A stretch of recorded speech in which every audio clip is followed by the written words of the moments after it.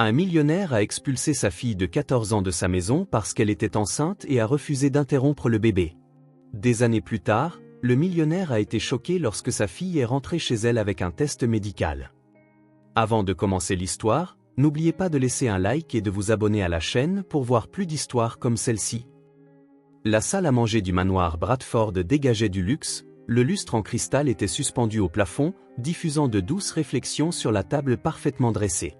Emily, assise entre son père Bradford et sa mère Margaret, regardait fixement l'assiette devant elle. Elle avait à peine touché à la nourriture et ses mains tremblaient légèrement, cachées sous la table. Le silence n'était interrompu que par le bruit métallique des couverts contre les assiettes, mais dans l'esprit d'Emily, une tempête de pensées la consumait. Margaret, élégante comme toujours, coupait délicatement le morceau de viande dans son assiette tout en engageant une conversation décontractée. « Emily chérie, tu as à peine mangé. Ce n'est pas sain. Tout va bien ?» demanda-t-elle d'une voix douce teintée d'inquiétude maternelle. Ses yeux perçaient la jeune fille comme pour déchiffrer ses pensées. « Oui, mère, tout va bien », répondit Emily d'un ton hésitant, mais sa voix vacilla légèrement et Margaret plissa les yeux en se penchant un peu. Bradford, quant à lui, ne levait même pas les yeux du journal, bien que son front plissé indiqua qu'il avait également remarqué quelque chose. Mademoiselle Bradford, finit-elle par briser le silence tendu en baissant le journal avec un mouvement précis et en le posant à côté de son assiette. « Emily, s'il y a quelque chose qui ne va pas, parle maintenant.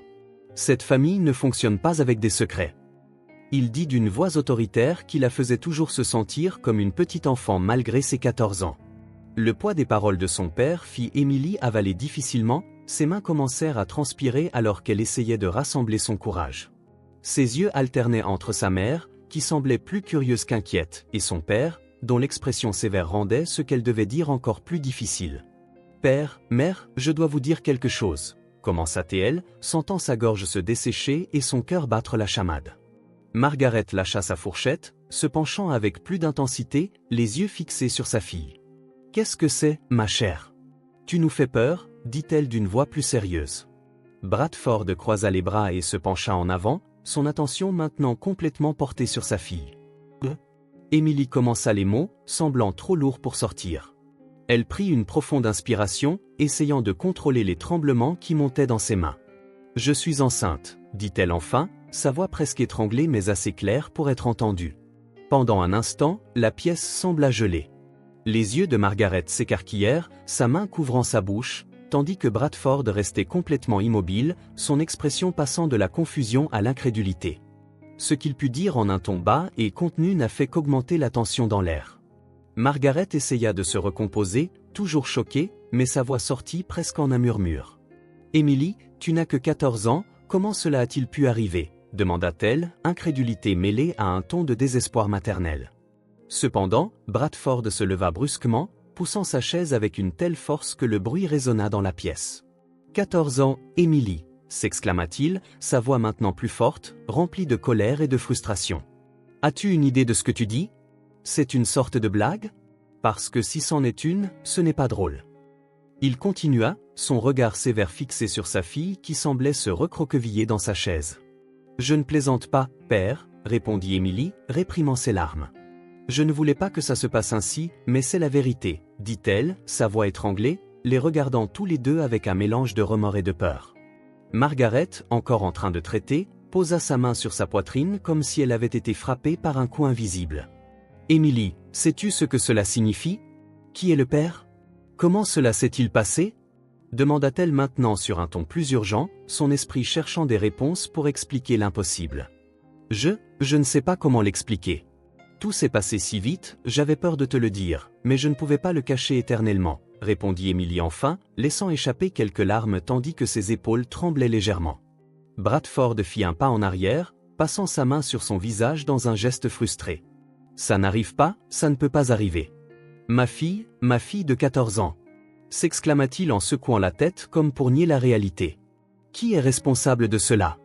Je veux un nom maintenant, Emily !» exigea-t-il d'une voix grave résonnant dans la pièce. Une nouvelle fois, Emily baissa le regard, incapable de faire face à son père. « Je ne veux pas en parler maintenant, père, » dit-elle presque en chuchotant, mais Bradford n'accepta pas la réponse. « Comment ça, tu ne veux pas parler après avoir annoncé cela sur notre table de dîner ? Tu ne veux pas parler ? cria-t-il en claquant sa main sur la table, faisant claquer les couverts. Margaret se leva, essayant de calmer la situation. Bradford, s'il te plaît, cria-t-elle, cela ne résoudrait rien, dit-elle en posant une main sur le bras de son mari. Emily chérie, nous devons comprendre ce qui se passe. Je sais que tu as peur, mais nous avons besoin de la vérité, insista-t-elle maintenant sur un ton plus réservé. Emily regarda sa mère, les yeux pleins de larmes, mais resta silencieuse. La pièce semblait se rétrécir autour d'eux, le poids de la révélation écrasant tous les présents. Bradford soupira lourdement, se rassit, mais ses yeux ne quittèrent jamais sa fille. Ça ne peut pas rester ainsi, Emily. Nous réglerons cela d'une manière ou d'une autre, dit-il d'une voix ferme mais maintenant avec une pointe d'épuisement. Margaret prit doucement la main d'Emily, regardant profondément dans les yeux de sa fille. Nous allons surmonter cela, Emily, mais tu dois tout nous dire du début à la fin, peu importe à quel point c'est difficile, dit-elle avec un ton mêlant tendresse et fermeté. Emily, toujours les larmes aux yeux, hocha lentement la tête.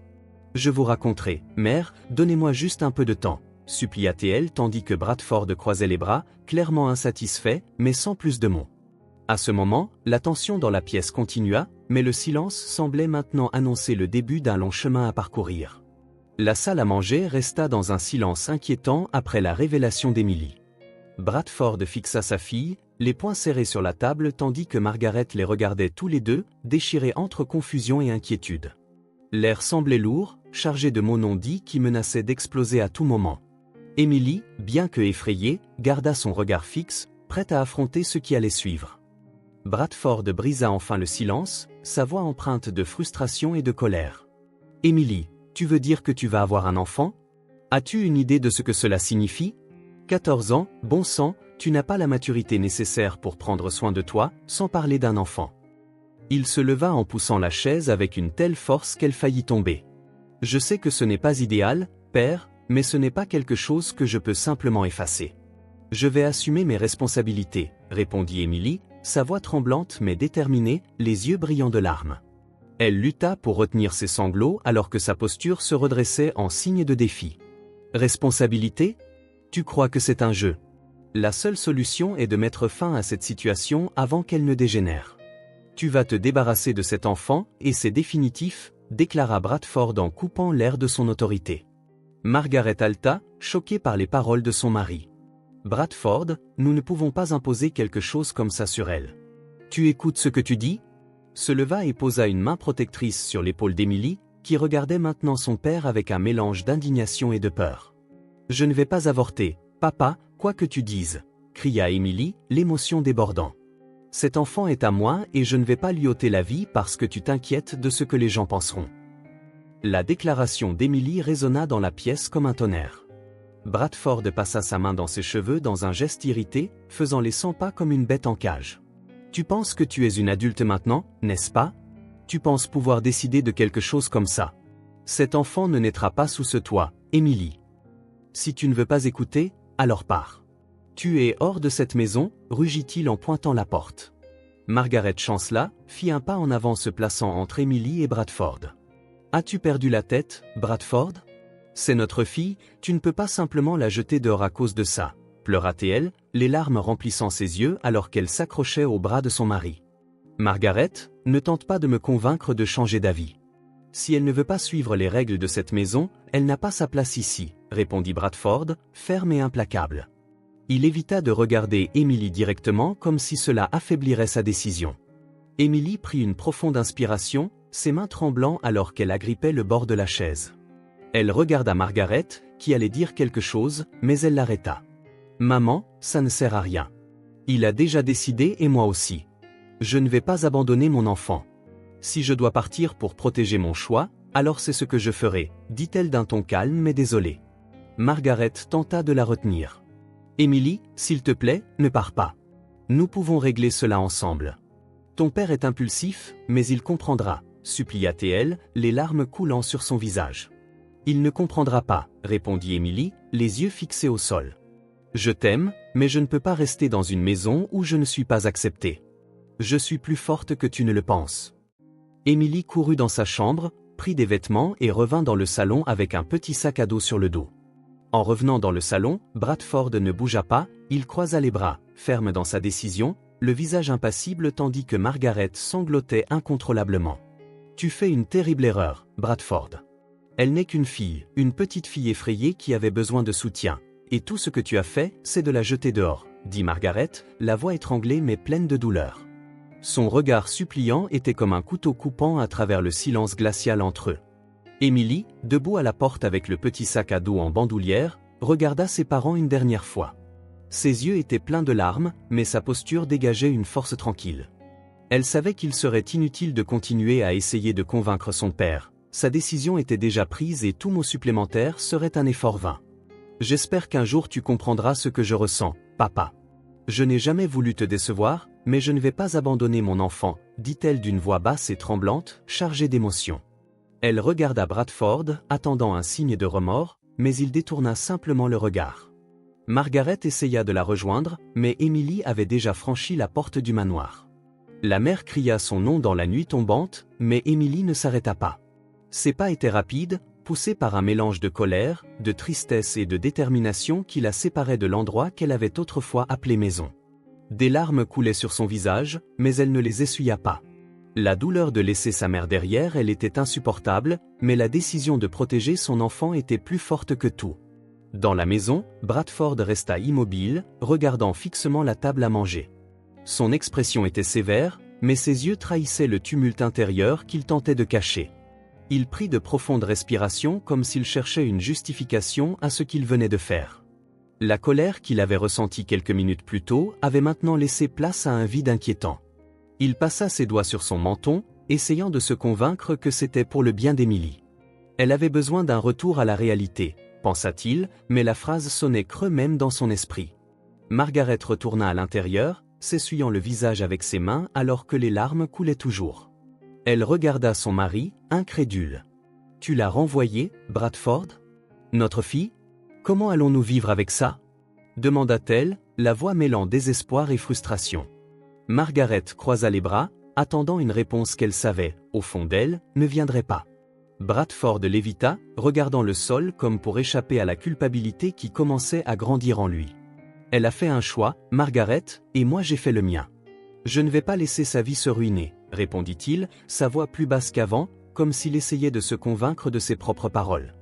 Bradford restait debout, mais son corps semblait plus tendu. Il leva finalement les yeux vers Margaret, essayant de montrer de l'autorité. « Peut-être que cela la fera comprendre, » ajouta-t-il, mais la fermeté de sa voix était absente, la douleur de ses actions commençait à peser sur lui, même s'il ne voulait pas l'admettre. Margaret secoua la tête, incrédule. « Tu n'as pas fait cela pour elle, tu l'as fait pour toi, pour ton image, pour ton idée de contrôle. » « Ce n'est pas de l'amour, Bradford, c'est de l'égoïsme, » l'accusa-t-elle avant de quitter la pièce. En le laissant seul, le son de ses pas résonna dans le couloir vide tandis que Bradford restait assis, immobile, regardant dans le vide. Pendant ce temps, Emily marchait le long de la route déserte. La nuit tombait rapidement et l'obscurité semblait refléter la solitude grandissante en elle. Elle serrait son sac à dos comme si c'était la seule chose la connectant à la maison qu'elle venait de quitter. Les larmes qu'elle avait retenues pendant la dispute coulaient maintenant librement. « Je vais m'occuper de mon enfant, quoi qu'il arrive. Je devrais affronter cela, » murmura-t-elle pour elle-même en serrant la sangle du sac. La route semblait interminable et le vent froid de la nuit faisait picoter sa peau. Emily savait qu'elle devait trouver un endroit sûr pour passer la nuit, mais à ce moment, la douleur émotionnelle était plus écrasante que tout inconfort physique. Elle regarda en arrière vers le manoir maintenant lointain, sa silhouette imposante se détachant contre le ciel sombre. « Tu ne veux plus que je sois là, papa, mais je vais prouver que je suis plus forte que tu ne le penses, » pensa-t-elle avant de continuer. Chaque pas était un défi contre la peur et l'incertitude. Dans le manoir, Margaret était dans la chambre en train de pleurer doucement, tandis que Bradford restait dans le bureau. Il prit un verre de whisky, mais ne put l'amener à ses lèvres. L'image d'Emily quittant la porte ne quittait pas son esprit. Il ferma les yeux, essayant de repousser le sentiment de regret qui menaçait de l'envahir. Au fond, il savait qu'il pourrait ne jamais pouvoir réparer ce qu'il venait de faire. Plus tard, dans un sous-sol humide, sombre et moisi d'un petit restaurant, Emily, maintenant juste une autre figure invisible parmi les rues animées de la ville, avait transformé cet espace caché en son refuge.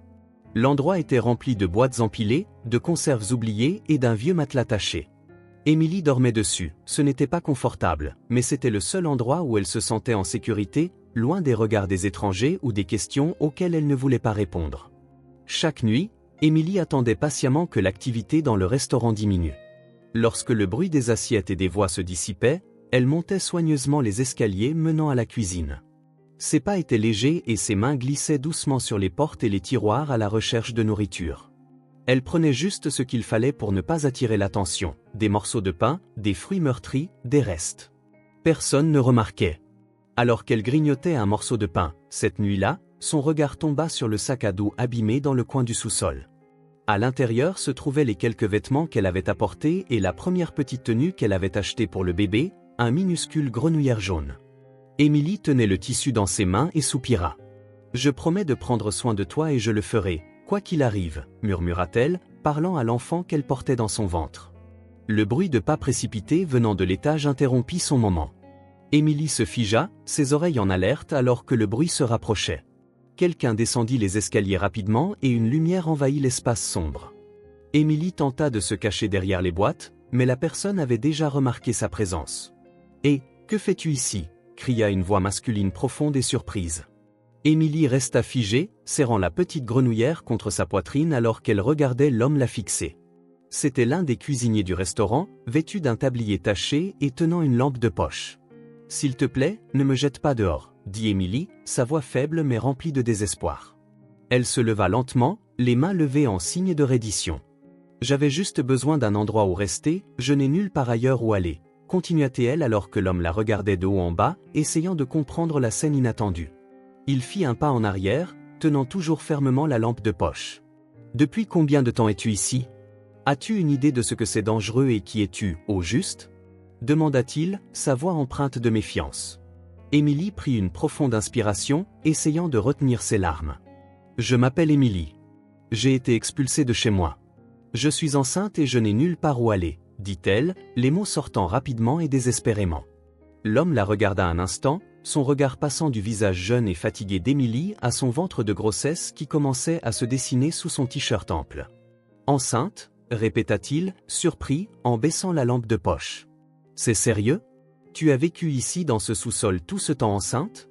demanda-t-il, sa voix maintenant moins dure mais toujours incrédule.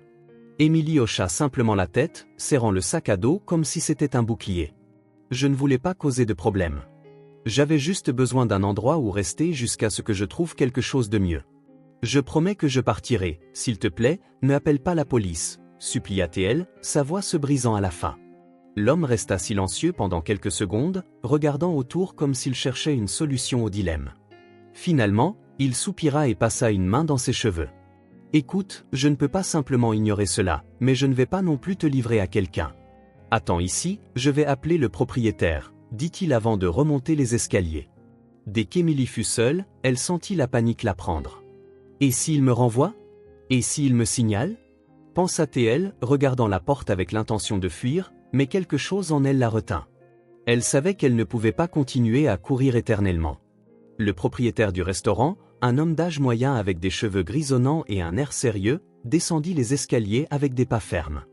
Derrière lui, le cuisinier resta silencieux, son regard divisé entre la jeune femme et son patron. « Donc, tu es la fille qui a vécu ici en cachette », dit l'homme en croisant les bras et lançant un regard pénétrant dans la direction d'Émilie. « Oui, monsieur, je suis désolée, » dit Émilie, se redressant rapidement, sa voix basse mais pleine de tension. « Je ne voulais pas causer de problème, mais je n'avais nulle part où aller. » L'homme leva une main pour couper ses paroles. « Écoute, fille, je comprends que ta situation est difficile, mais c'est un restaurant. Tu ne peux pas simplement camper dans mon sous-sol comme si c'était ta maison, » dit-il fermement. Son ton n'était pas cruel, mais il était clair qu'il n'était pas disposé à négocier. « S'il te plaît, monsieur, je n'ai personne.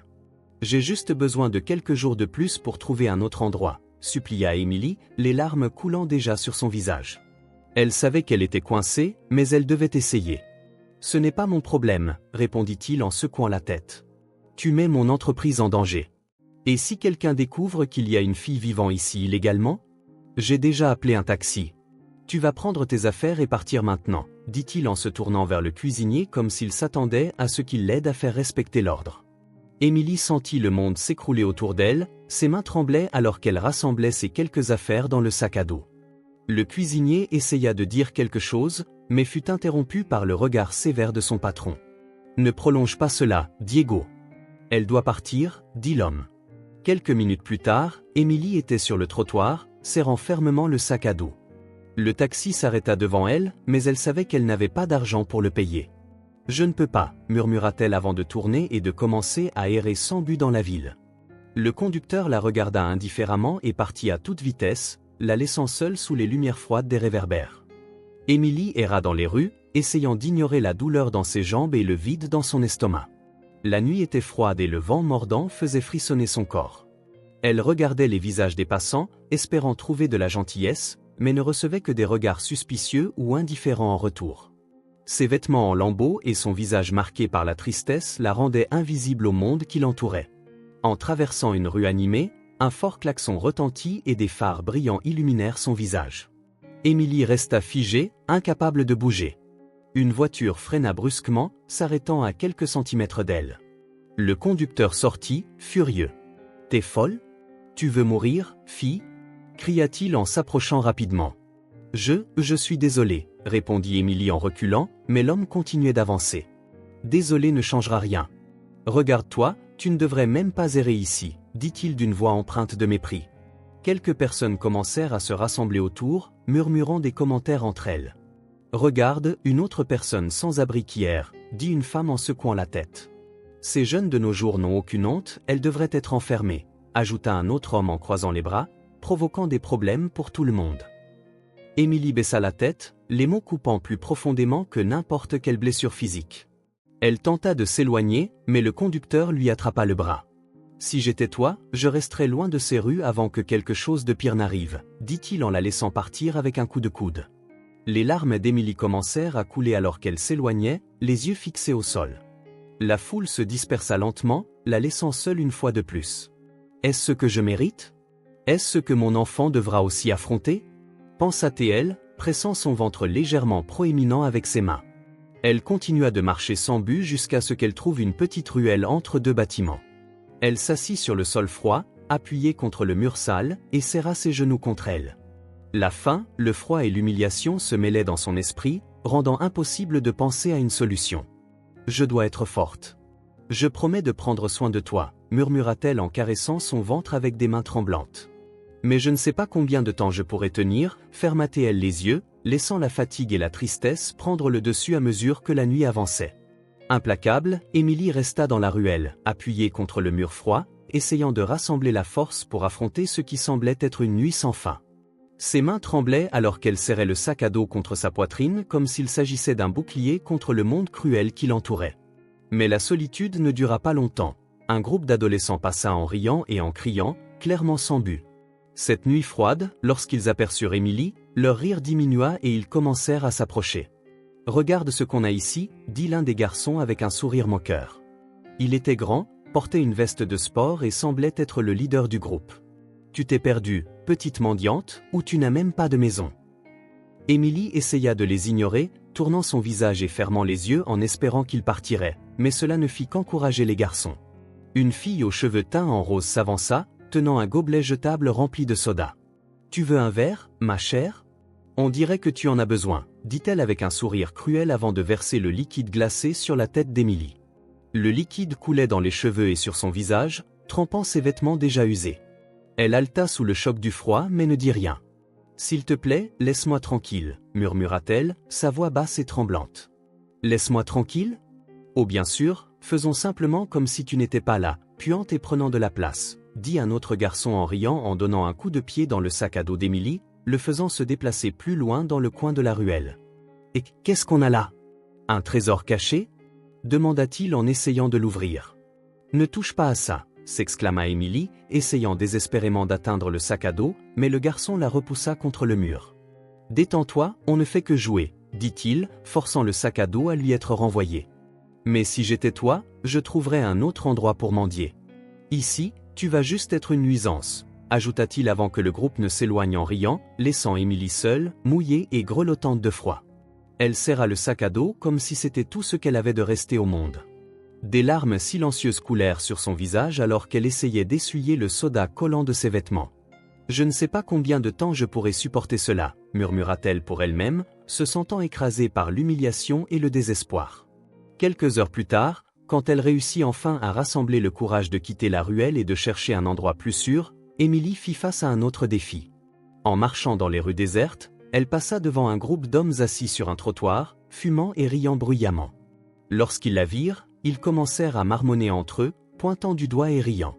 « Bébé, t'as raté la fête, pourquoi tu traînes toute nue ?» L'un d'eux se moqua en pointant ses vêtements trempés et sales. « Oh attends, c'est juste une autre sans-abri essayant de survivre », continua-t-il alors que les autres riaient. « Je ne veux pas de problème, » dit Émilie en essayant de les dépasser rapidement, mais l'un des hommes se leva et bloqua son chemin. « Détends-toi, on veut juste discuter. »« Où est la hâte ? Je parie que tu n'as nulle part où aller, » dit-il avec un sourire sarcastique. « S'il te plaît, laissez-moi passer, » répondit Émilie, sa voix étranglée. Elle regarda autour d'elle, cherchant une sortie, mais il n'y avait personne à proximité pour l'aider. « Ah, détends-toi, nous plaisantons, » dit un autre homme en éclatant de rire alors qu'il s'approchait. « Mais tu devrais te trouver une vie. Tu sais, mendier n'est pas un métier. » Le cœur battant, Émilie recula d'un pas, mais les hommes finirent par la laisser passer en riant et en faisant des commentaires pendant qu'elle s'éloignait. Ses pas étaient rapides et tremblants, la peur et la honte brûlant en elle. Lorsqu'elle trouva enfin une place vide, elle s'assit sur un banc, essayant de reprendre son souffle. « Pourquoi les gens sont-ils si cruels ? Que ai-je fait pour mériter cela ?» pensa Émilie en se serrant les bras autour de son ventre. « Je voulais juste un endroit où me sentir en sécurité, protéger mon enfant, mais la solitude de la nuit était la seule réponse qu'elle a reçue avec l'aube. » Émilie tenta de se fondre dans la foule dans les rues animées, mais les regards de mépris et les murmures continuaient. Une femme passa devant elle, tenant le bras de son jeune fils. « Ne la regarde pas, ces gens sont dangereux, » dit la femme d'un ton assez fort pour qu'Émilie puisse entendre. Le garçon la regarda avec curiosité, mais sa mère le pressa comme si Émilie était quelque chose à éviter. Elle ferma les yeux un instant, essayant de se protéger de la douleur constante qui semblait la suivre à chaque pas. « Je dois trouver un moyen de sortir de cela pour moi et pour mon enfant, » murmura-t-elle, sentant la détermination grandir au milieu de l'humiliation. Mais peu importe combien elle essayait de garder la tête haute, la cruauté des gens autour d'elle continuait de peser sur ses épaules. Le soleil était déjà haut quand Émilie erra dans les rues, ses yeux fatigués fixés sur les vitrines des magasins et les enseignes des boutiques et des restaurants qu'elle croisait. La faim était devenue une présence constante, une douleur sourde qu'elle avait appris à endurer, mais maintenant cela semblait insupportable. C'est alors qu'elle vit l'enseigne devant un petit dîner au centre-ville. Promotion, sandwich pour seulement un peso. L'enseigne simple brillait comme un phare d'espoir au milieu du chaos de sa vie. Émilie cessa de fixer intensément la publicité alors que son esprit s'emballait. Un sandwich, quelque chose de chaud, autre chose que des restes ou des miettes, mais elle n'avait même pas un seul peso dans sa poche. En se frottant le ventre, elle sentit la faim devenir plus forte. « C'est juste un peso, » pensa-t-elle. « Je peux l'obtenir. » Prenant une profonde inspiration, elle se tourna vers le trottoir animé et commença sa recherche. La première personne qui passa fut une femme pressée parlant sur son téléphone portable. Émilie fit un pas timide vers elle. « Excusez-moi, madame, pourriez-vous m'aider avec un peso ? J'ai juste besoin de quelque chose à manger, » dit-elle, sa voix presque suppliante.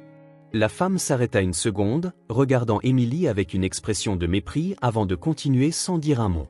« Génial !» murmura Émilie pour elle-même, essayant de ne pas laisser le rejet l'atteindre.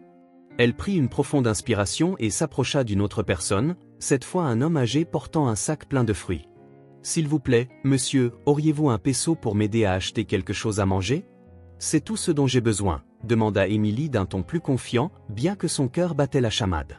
L'homme la regarda avec suspicion, fronçant les sourcils. « Un peso ? Pourquoi ne pas trouver un emploi au lieu de mendier dans la rue ?» répondit-il avant de repartir. Les mots coupèrent Émilie profondément, mais elle savait qu'elle ne pouvait pas abandonner. Ses yeux parcoururent la foule à la recherche de quelqu'un qui semblait plus réceptif. Elle vit une jeune femme aux vêtements simples et à l'allure bienveillante. « Excusez-moi, » dit Émilie, hésitante. « J'ai faim et j'ai besoin d'un peso pour acheter un sandwich. Pourriez-vous m'aider ?» La jeune femme fit une pause, mettant sa main dans sa poche. Émilie sentit une étincelle d'espoir s'allumer, mais la fille secoua simplement la tête. « Désolée, je n'ai pas de monnaie, » dit-elle avant de continuer son chemin. Émilie resta immobile, sentant l'humiliation s'accumuler de nouveau. Chaque rejet semblait un rappel cruel de sa condition. Après plusieurs tentatives, elle s'appuya contre le mur d'un bâtiment, se sentant vaincue. Ses yeux commencèrent à pleurer en regardant le sol. « C'est juste un pinceau », murmura-t-elle, sa voix presque inaudible. « Pourquoi est-il si difficile d'obtenir quelque chose d'aussi petit ?» Émilie resta appuyée contre le mur, regardant les passants pressés l'ignorer complètement. Le vide dans son estomac, combiné au poids du rejet, rendait chaque seconde insupportable. Elle prit une profonde inspiration et tenta de rassembler le courage d'aborder quelqu'un d'autre, mais avant qu'elle ne puisse bouger, une voix arrogante interrompit ses pensées. « Tu m'en dis pour un peso, un misérable peso », dit un homme en costume impeccable avec une mallette en cuir à la main. Il s'était arrêté devant Émilie, ses yeux brillant d'un mélange de mépris et d'amusement. Sa présence exsudait la richesse, mais son ton était plein de sarcasme. « Oui, monsieur, juste un peso. Je veux juste manger quelque chose, » répondit Émilie, sa voix basse et chargée d'humiliation. Elle ne savait pas pourquoi il s'était arrêté, mais elle sentait que ce n'était pas par compassion. L'homme rit en secouant la tête. « Un peso ? Il semble que tu ne puisses même pas gérer ça, n'est-ce pas ? Eh bien, voici ton peso, » dit-il en sortant une pièce brillante de sa poche. Il la tint un instant comme s'il voulait prolonger le moment d'humiliation avant de la lancer avec force, la faisant tourner dans les airs. La pièce scintilla au soleil, volant en arc de haut avant de tomber sur l'asphalte et de commencer à rouler. Les yeux d'Émilie s'écarquillèrent, son cœur battant la chamade. Sans réfléchir, elle courut après la pièce, laissant l'homme et son rire cruel derrière elle. La pièce continua de rouler, déviant à travers les petites imperfections du sol. Émilie la suivit désespérément, ignorant les regards confus des passants. Ses cheveux volaient dans le vent et ses pieds nus faillirent trébucher sur des fissures dans le trottoir. « Je dois l'attraper, je ne peux pas perdre cette chance », pensa-t-elle alors que le son du rire lointain de l'homme résonnait encore dans son esprit. Soudain, la pièce fit un virage brusque en direction du bord d'une bouche d'égout. Émilie accéléra son pas, essayant de l'atteindre avant qu'il ne soit trop tard. « Non, s'il te plaît, ne tombe pas », cria-t-elle, sa voix chargée de désespoir, mais la pièce, comme pour se moquer de sa persévérance, glissa à travers la grille de la bouche d'égout, disparaissant dans l'obscurité. Émilie s'arrêta brusquement, son cœur lourd de frustration, les yeux remplis de larmes alors qu'elle fixait le trou, sa seule chance de manger perdue en un instant. Mais quelque chose en elle s'enflamma. Elle ne pouvait pas abandonner, pas maintenant, pas quand elle était si proche. Regardant autour pour s'assurer que personne ne la regardait, elle s'agenouilla au bord de la bouche d'égout et y plongea sa main. L'odeur était terrible et le métal froid lui grattait la peau, mais Émilie ne s'arrêta pas. Elle ressentait un besoin presque instinctif de lutter, de ne rien laisser de plus lui être pris. Avec ses doigts tâtonnant dans les profondeurs humides et sales, Émilie sentit enfin le toucher métallique de la pièce. Son cœur bondit d'un mélange de soulagement et de désespoir. Elle la serra fermement, ignorant la texture rugueuse du métal couvert de saleté, et retira sa main, luttant contre la prise de la grille d'égout. Le liquide sombre coulant de ses doigts était horrible, mais Émilie s'en fichait. Dans sa paume se trouvait la pièce, symbole de sa détermination, brillant faiblement à travers toute la saleté qui l'entourait. Elle se leva en respirant fortement, tenant la pièce comme si c'était l'objet le plus précieux au monde. Ce n'était pas seulement de l'argent, c'était une victoire contre le monde qui semblait conspirer pour la faire tomber. Le dégoût et l'humiliation d'avoir plongé son bras dans la bouche d'égout étaient insignifiants comparés à ce qu'elle ressentait maintenant. Émilie frotta la pièce contre sa chemise sale, la nettoyant du mieux qu'elle pouvait, et la leva pour l'examiner un instant. Elle était intacte, prête à acheter le sandwich qu'elle désirait tant. Mais en levant les yeux, Émilie réalisa qu'elle n'était pas seule. À quelques mètres de là, l'homme qui avait lancé la pièce la regardait avec les bras croisés et un sourire moqueur sur le visage. Ses yeux brillaient d'une satisfaction cruelle. « Eh bien, il semble que tu aies vraiment besoin d'un peso, » dit-il en riant. Le son de son rire résonna dans la rue presque vide, chaque note une provocation qui fit bouillir le sang d'Émilie. « Peut-être que je devrais lancer plus de pièces pour voir jusqu'où tu irais. Qui sait, tu pourrais même sauter dans la bouche d'égout, » pensa-t-elle en le regardant fixement, le visage brûlant de honte et de colère. Elle serra la pièce si fort que ses doigts l'y faisaient mal, luttant contre l'envie de lui crier dessus. Ces mots perçaient sa dignité, mais elle savait que se venger ne ferait qu'alimenter sa cruauté. Avec un visage impassible, Émilie prit une profonde inspiration, redressa ses épaules et décida de ne pas lui donner la satisfaction de voir sa douleur. Elle se retourna sans un mot et commença à marcher vers le snack-bar. Ses pas étaient fermes, mais chacun semblait une bataille contre le poids de l'humiliation qui pesait encore sur elle. Émilie tenait la pièce fermement comme un talisman, symbole de sa résilience. Aussi douloureux que ses larmes brûlaient ses yeux, elle refusa de les laisser tomber. « Je ne pleurerai pas, pensa-t-elle. Je ne lui donnerai pas ce plaisir. » L'homme continuait de rire, ces mots résonnant dans son esprit comme des éclats d'obus. « Tu es tellement pathétique !» cria-t-il de loin avant de se tourner et de s'éloigner, satisfait de sa cruauté, mais Émilie ne regarda pas en arrière. Chaque pas qu'elle faisait était comme un cri silencieux de résistance. « Tu peux rire maintenant, mais je survivrai », pensa-t-elle, sentant la détermination grandir dans sa poitrine. « Je prendrai soin de mon fils et personne ne m'arrêtera. » En approchant le comptoir du snack-bar, Émilie sentit les regards se poser sur elle comme des lames acérées. Ses vêtements sales, ses cheveux en désordre et son visage épuisé la faisaient ressortir dans l'environnement propre et organisé. Elle serra la pièce dans sa main comme si c'était son bouclier contre le jugement des autres, mais le poids émotionnel de l'humiliation l'accompagnait toujours. « Excusez-moi, je voudrais un sandwich », dit-elle, sa voix basse et hésitante en posant la pièce sur le comptoir. L'employé, un jeune homme avec des écouteurs autour du cou, la regarda pendant quelques secondes avant de prendre la pièce.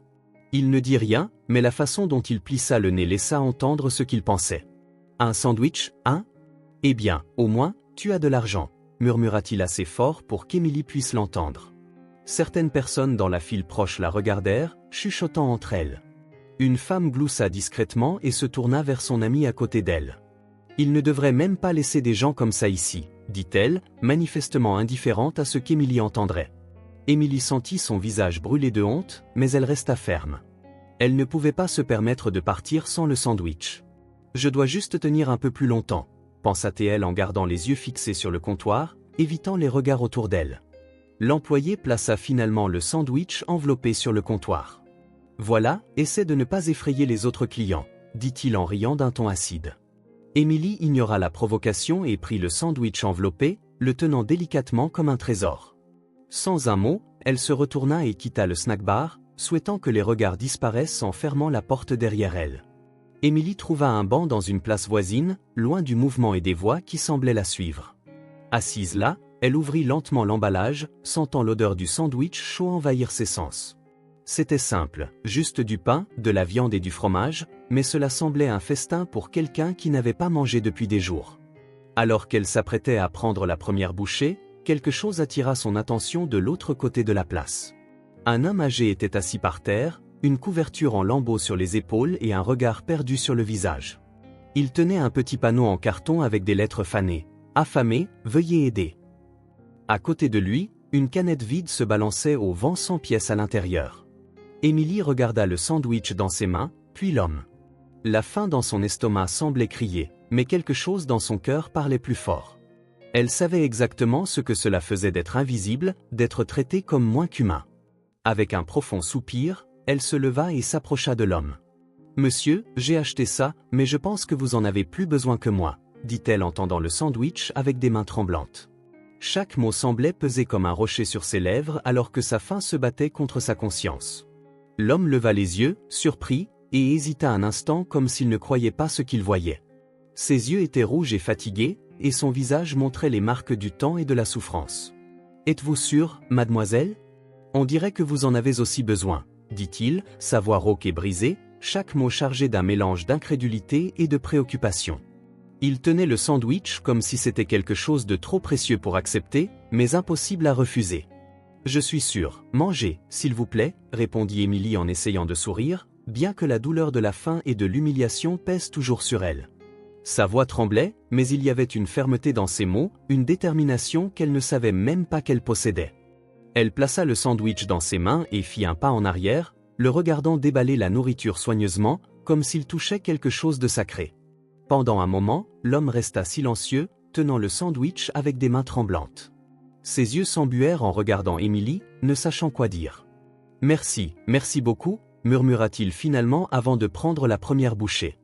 La façon dont il fermait les yeux en savourant la nourriture révélait combien il en avait besoin, non seulement pour apaiser sa faim, mais aussi pour retrouver une étincelle de dignité. Émilie resta là, immobile, tandis qu'il mangeait, chaque bouchée résonnant dans son esprit, apportant un mélange de satisfaction et de vide. Elle voulait détourner le regard, mais elle ne pouvait pas. « Je voulais manger », pensa-t-elle en posant ses mains sur son ventre grondant, mais ensuite quelque chose en elle la poussa à prendre une profonde inspiration. Mon enfant doit grandir en sachant qu'aider les autres est la bonne chose à faire, c'est ce qui compte plus que ce que je ressens en ce moment. L'homme finit le sandwich lentement, comme s'il voulait prolonger chaque moment, chaque bouchée. Que Dieu te bénisse, jeune fille. Je ne sais pas ce que j'aurais fait sans cela aujourd'hui, dit-il en essuyant ses yeux avec la manche de son manteau sale. Sa gratitude était palpable, bien que les mots soient simples, il portait un poids qui toucha profondément le cœur d'Émilie. Elle secoua la tête en essayant de retenir ses larmes. « J'ai juste fait ce que tout le monde devrait faire », répondit-elle, bien qu'elle sache que tout le monde ne ferait pas la même chose. L'homme la regarda encore un instant, comme s'il voulait graver son visage dans sa mémoire, avant de se lever et de partir, disparaissant dans l'obscurité de la place alors que le soleil commençait à disparaître à l'horizon. Émilie trouva enfin un endroit pour s'asseoir, un coin entre deux murs de briques derrière un magasin fermé. Le sol était dur et froid, mais c'était le seul abri qu'elle pouvait trouver cette nuit-là. Elle posa son sac à dos par terre et l'utilisa comme oreiller, essayant d'ignorer l'inconfort qui semblait s'infiltrer jusque dans ses os alors qu'elle s'installait. Le son de son ventre grondant remplissait à nouveau le silence. La faim était cruelle, presque insupportable, mais Émilie serra son ventre aussi fort qu'elle pouvait, comme si elle pouvait protéger l'enfant à l'intérieur de sa souffrance. « J'ai fait la bonne chose », pensa-t-elle en essayant de se convaincre. Peut-être que c'est suffisant pour rendre demain meilleur. Elle ferma les yeux, mais le sommeil ne vint pas facilement. Chaque bruit lointain, chaque rafale de vent qui traversait la rue semblait augmenter son agitation.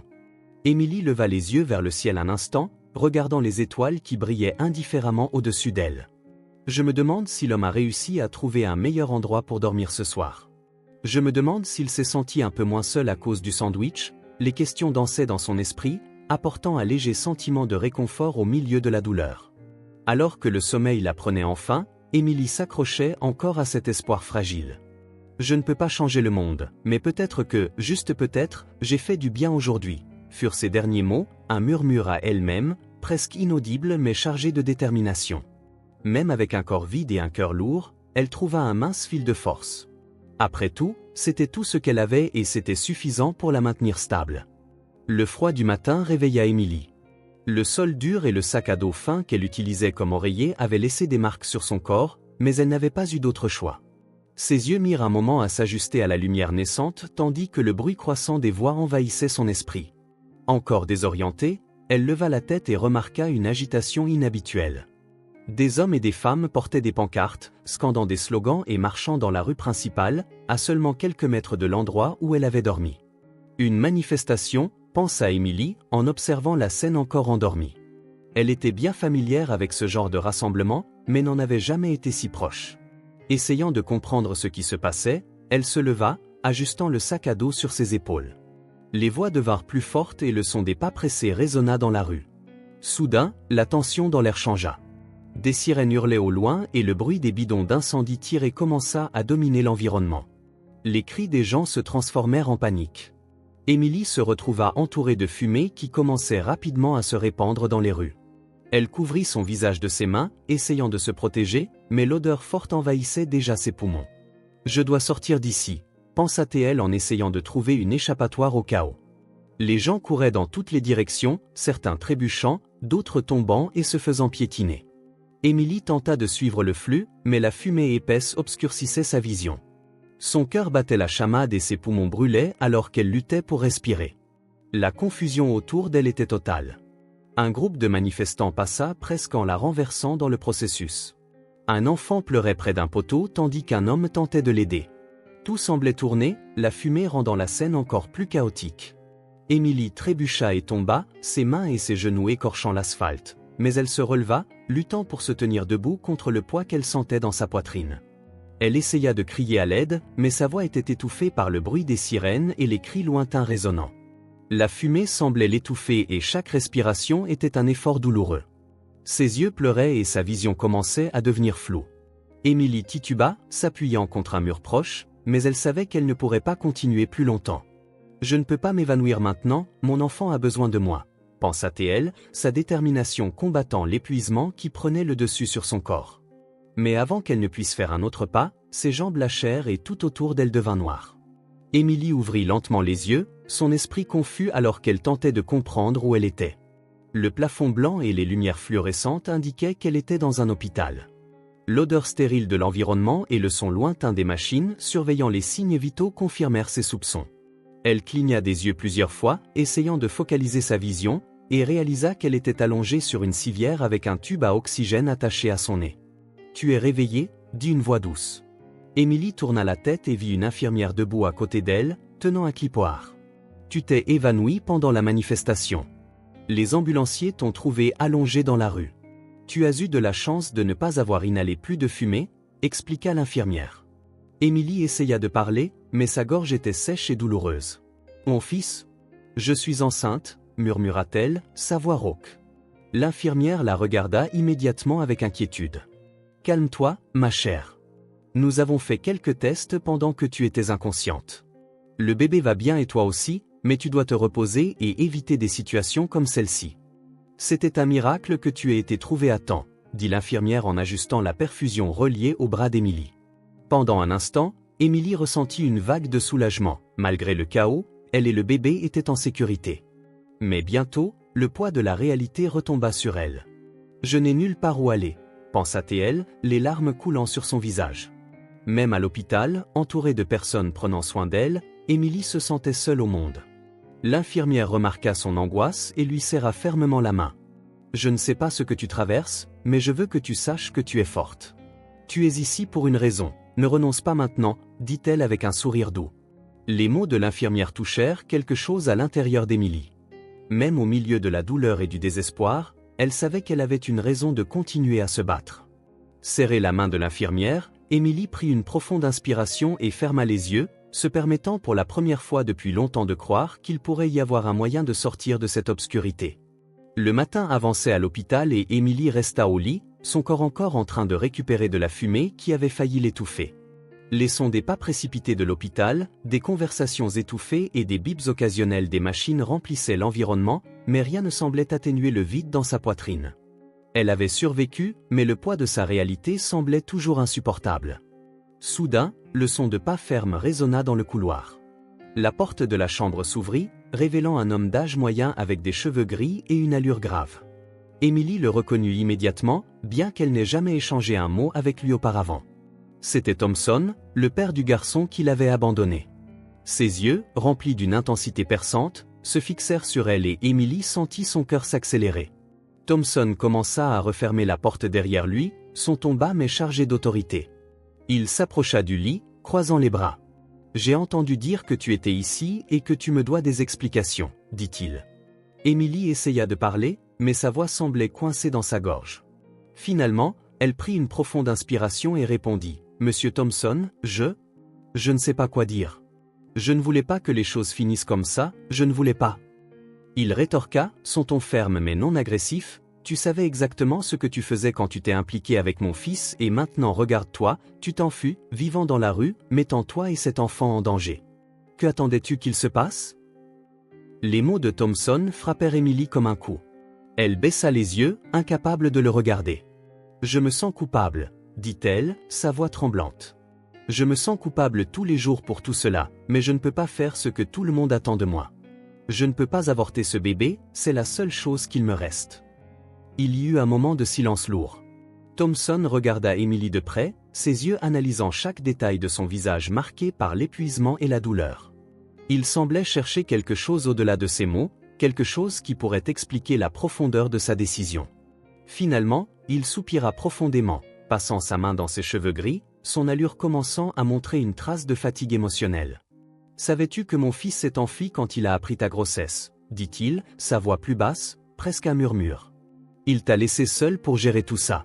Je n'aurais jamais imaginé qu'il serait un tel lâche, mais il semble que je me sois trompé. » Les yeux d'Émilie s'agrandirent rapidement, surprise par le changement soudain de ton de Thompson. Pour la première fois, elle vit quelque chose au-delà de la rudesse. Il y avait de la déception dans sa voix, non seulement envers elle, mais envers lui-même.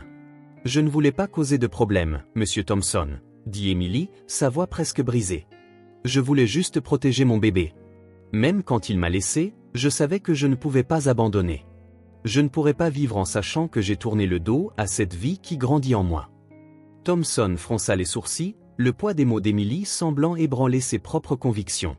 Il fit un pas en avant, s'approchant du lit, et son expression devint sévère. « Protégé » répéta-t-il en élevant la voix. « Tu appelles ça protéger ? Dormir dans la rue, te faire attraper au milieu d'une manifestation, presque mourir, protéger ? Ce n'est pas protéger, c'est être imprudent. Ce n'est plus seulement ta vie qui est en jeu, tu es courageuse, je te le donne, mais le courage sans prudence peut être fatal. Tu ne peux pas continuer comme ça, dit-il. Les mots de Thompson frappèrent Emily comme un coup. Elle baissa les yeux, retenant les larmes qui menaçaient de couler. Son visage était chaud, sa respiration irrégulière alors qu'elle traitait ce qu'il venait de dire. Finalement, avec une boule dans la gorge, elle répondit, les larmes coulant librement, je ne savais pas quoi faire d'autre. J'étais complètement seule. Je n'avais nulle part où aller. Je voulais juste que mon enfant ait une chance, même si cela signifiait perdre tout ce que j'avais. Le silence retomba. Thompson la regarda, son expression rigide commençant à s'adoucir alors qu'il traitait les paroles de la jeune femme devant lui. Le poids de la situation semblait le plier et finalement, il tira une chaise et s'assit à côté du lit. Pensou por segundo. Bien sûr, voici la traduction en français natif de la partie de l'histoire que vous avez fournie. Le changement dans sa posture était presque imperceptible, mais pour Emily, c'était comme une ouverture. « Tu es trop jeune pour porter tout cela seul, » dit-il enfin, sa voix plus maîtrisée. « Je ne vais pas mentir, je suis furieux à propos de tout cela. Toi et mon fils avez fait des choix qui ont radicalement changé vos vies, mais malgré cela, je ne te laisserai pas détruire ta vie et celle de ce bébé à cause de ces décisions. Ce n'est pas juste pour toi ni pour cet enfant. Tu viens avec moi, Emily. » Emily cligna des yeux, confuse. « Avec toi ?» dit-elle, sa voix chargée d'hésitation mais aussi d'espoir. L'idée d'avoir enfin un soutien semblait irréelle, presque incroyable. « Chez moi », répondit Thompson fermement, sans hésitation. « Tu as besoin d'un endroit sûr pour rester, un endroit où tu peux manger, te reposer et te préparer pour l'arrivée de ce bébé. Je ne vais pas dire que je suis heureux à ce sujet parce que je ne le suis pas, mais je ne tournerai pas le dos à mon petit enfant, je ne le ferai pas. » La confusion d'Emily céda la place à une vague d'émotion. Elle posa une main sur son ventre, essayant de retenir les larmes qui commençaient à couler de nouveau. « Je ne sais pas comment te remercier, Monsieur Thompson. Je ne m'y attendais vraiment pas. Tu n'as pas besoin de me remercier, dit-il en levant une main comme pour l'interrompre. Mais il y a une condition. Si nous allons faire cela, tu dois commencer à prendre de meilleures décisions. Ce bébé a besoin d'une mère qui est en bonne santé, en sécurité et prête à se battre pour lui, mais de manière sensée. » Emily acquiesça rapidement. Ses paroles s'enfonçant profondément dans son esprit. « Je ferai tout ce qu'il faut, je le promets, » dit-elle, sa voix tremblante mais pleine de conviction. Thompson se leva, ajustant son manteau et la regardant avec un regard ferme. « J'ai déjà parlé aux médecins. Ils ont dit que tu peux être autorisé à sortir aujourd'hui. Sortons d'ici et commençons à reconstruire ta vie. Ça ne sera pas facile, mais c'est mieux que là où tu étais. » Emily le regarda, essayant toujours de tout assimiler. Elle ressentait un mélange de soulagement et de peur, mais surtout de gratitude. Pour la première fois depuis longtemps, il semblait y avoir une lumière au bout du tunnel. Alors que Thompson tendait la main pour l'aider à se lever, elle la prit fermement. Il la conduisit hors de la pièce. Emily jeta un dernier regard au lit d'hôpital, comme si elle voulait laisser derrière elle tout ce qu'elle avait traversé jusqu'à ce moment-là. Elle savait que la route à venir serait difficile, mais avec le soutien de Thompson, elle se sentait enfin avoir une chance de reconstruire sa vie. Cependant, les défis de la grossesse commencèrent à peser plus lourdement qu'elle ne l'avait imaginé. Les douleurs dorsales devinrent constantes et la fatigue semblait sans fin. Un après-midi, alors qu'elle faisait la vaisselle dans l'évier, Emily commença à ressentir une légère dizziness. « Je dois juste être fatiguée », murmura-t-elle en serrant le bord de l'évier. Mais la dizziness s'aggrava et une sueur froide commença à couler sur son front. Elle essaya d'appeler Thompson, mais sa voix semblait bloquée. Sa vision commença à s'assombrir, avant qu'elle ne puisse réagir, Emily tomba au sol de la cuisine avec un bruit sourd. L'impact fut partiellement amorti par son ventre, mais elle resta allongée, immobile, avec une respiration laborieuse et les yeux fermés. Thompson, qui était dans la cour en train de s'occuper de quelques outils, entendit le bruit et courut immédiatement à l'intérieur de la maison. « Emily !» cria-t-il en entrant dans la cuisine et la trouvant allongée sur le sol. Il s'agenouilla à côté d'elle, la tournant soigneusement pour vérifier si elle était consciente. « Emily, peux-tu m'entendre ? Réponds-moi » Sa voix était chargée d'inquiétude alors qu'il touchait son visage. Sa peau était pâle, presque froide, et sa respiration semblait irrégulière. « Pourquoi ne m'as-tu pas dit que tu ne te sentais pas bien ?» murmura Thompson pour lui-même en attrapant un chiffon humide et en essuyant son visage. Il ne savait pas quoi faire d'autre que d'attendre qu'elle reprenne conscience. « Emily, tu dois être forte. Tu ne peux pas abandonner maintenant, dit-il après quelques minutes qui semblèrent une éternité. Emily commença à bouger légèrement, ses yeux s'ouvrant lentement. Elle cligna des yeux plusieurs fois avant de reconnaître Thompson. « Qu'est-ce qui s'est passé ?» demanda-t-elle faiblement. « Tu as perdu connaissance, » répondit-il en l'aidant soigneusement à s'asseoir. « J'aurais dû me rendre compte que tu n'allais pas bien. Tu es pâle et épuisé. Pourquoi n'as-tu rien dit ?» Emily essuya son front, essayant de se reprendre. « Je ne voulais pas t'inquiéter. Je pensais que c'était juste de la fatigue. » « Ce n'est pas quelque chose que tu peux ignorer, Emily. Tu dois prendre soin de toi, pas seulement pour toi, mais pour le bébé, dit Thompson fermement, mais avec un ton de préoccupation sincère. Il l'aida à se lever et la fit asseoir sur une chaise voisine. « Je vais te chercher de l'eau. Reste là et n'essaie pas de te lever. » Quand Thompson quitta la cuisine, Emily posa sa main sur son ventre, sentant le poids de la responsabilité qu'elle portait. « Je ne peux pas me permettre de m'évanouir comme ça, pensa-t-elle en prenant de profondes respirations pour calmer ses nerfs. Quand Thompson revint avec un verre d'eau, elle le prit de ses mains tremblantes et prit de petites gorgées. « Tu dois arrêter d'essayer de tout faire toute seule, dit-il en s'asseyant en face d'elle. Je sais que tu veux montrer que tu es forte, mais ce n'est pas de la force, c'est de l'entêtement. À partir de maintenant, je vais te surveiller et si je remarque que tu te pousses trop, je n'hésiterai pas à te le dire. » Emily sourit légèrement, bien qu'elle sache qu'il avait raison. « Je promets d'être plus prudente, dit-elle sincèrement. »« Ce n'est pas juste une promesse, je veux voir des actions, » répondit Thompson avec un regard sérieux. Il soupira et continua. « Tu as un long chemin devant toi, mais tant que tu es sous mon toit, je m'assurerai que toi et ce bébé soyez en sécurité, quoi qu'il arrive. » Emily acquiesça encore une fois en prenant la main de Thompson pour la première fois depuis longtemps. Elle sentit qu'elle n'était plus complètement seule. Alors que Thompson l'aidait à se lever et la conduisait au canapé du salon, elle réalisa que malgré les difficultés, il y avait encore des gens prêts à l'aider à affronter les défis de la vie. Le lendemain arriva et Emily se réveilla lentement, son corps endolori et son esprit encore embrumé. Le soleil filtrait à travers les fines rideaux de la chambre, illuminant l'espace simple, et l'odeur de café frais flottait depuis la cuisine. Elle essaya de s'asseoir, mais une douleur aiguë dans le dos et l'abdomen la fit reculer, pressant son ventre avec ses mains. « Je ne sais pas si je peux supporter ça plus longtemps, » murmura-t-elle, le désespoir commençant à s'installer. Thompson entra dans la pièce à ce moment-là, portant un plateau avec une tasse de thé et du pain grillé. « Tu es réveillée, dit-il d'un ton plus calme que d'habitude. « Tu as besoin de manger quelque chose. Hier a été difficile, mais tu dois rester forte. » Emily secoua légèrement la tête, toujours en tenant son ventre. « Monsieur Thompson, je ne sais pas si je peux.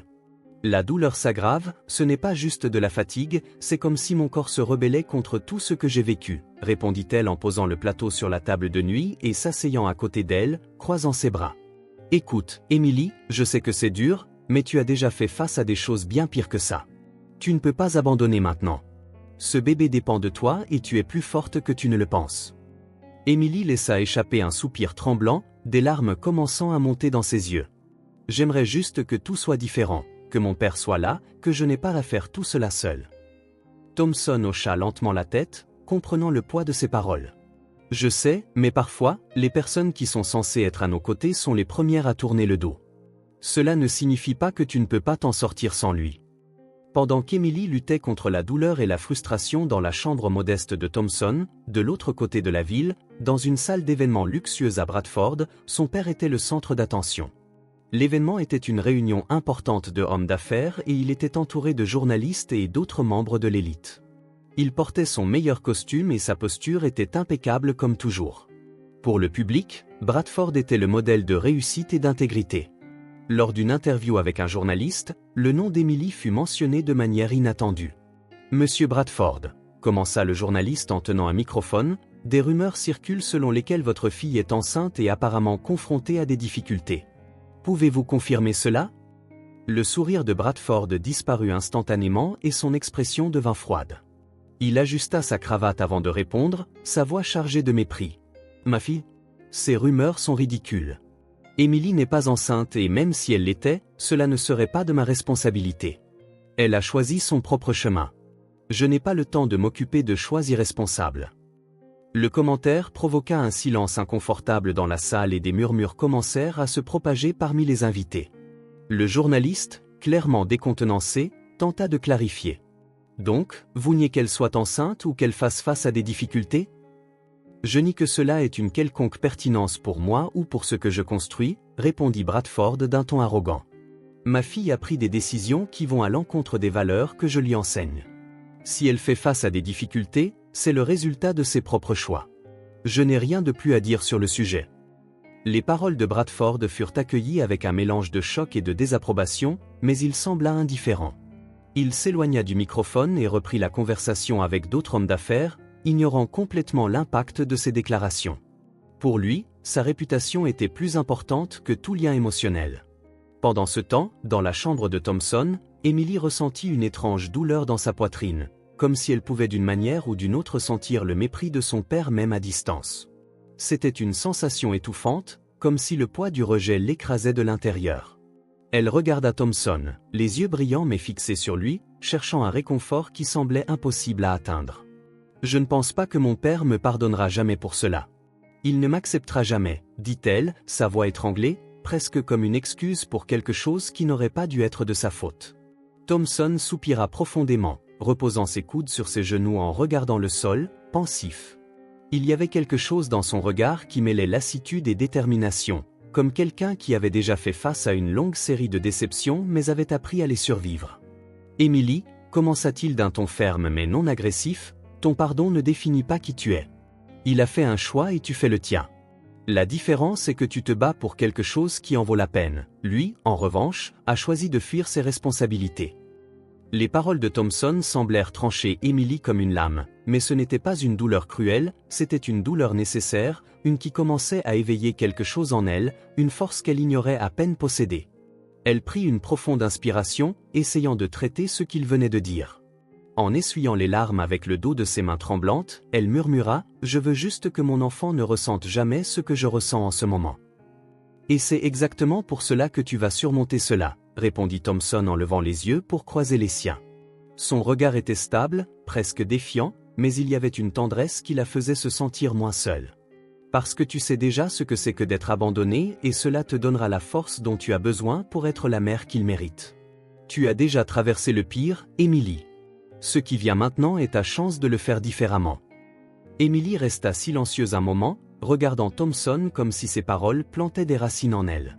« Je ne me suis jamais considérée comme quelqu'un de fort, » dit-elle enfin, sa voix toujours tremblante mais avec une trace de détermination. « Mais peut-être que tu as raison, peut-être que j'ai plus de force que je ne l'imaginais. » Thompson hocha la tête avec un léger sourire sur les lèvres. « Tu en as, tu dois juste arrêter de chercher la validation de celui qui a choisi de te tourner le dos.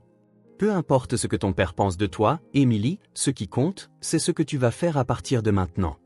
Et d'après ce que je vois, tu es sur la bonne voie. » Ces paroles continuèrent de résonner dans l'esprit d'Emily alors qu'elle regardait le plafond de la chambre simple.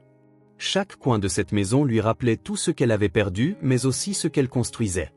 Il était difficile de se libérer du passé, mais pour la première fois, elle commençait à comprendre que sa vie maintenant concernait l'avenir, elle et le bébé.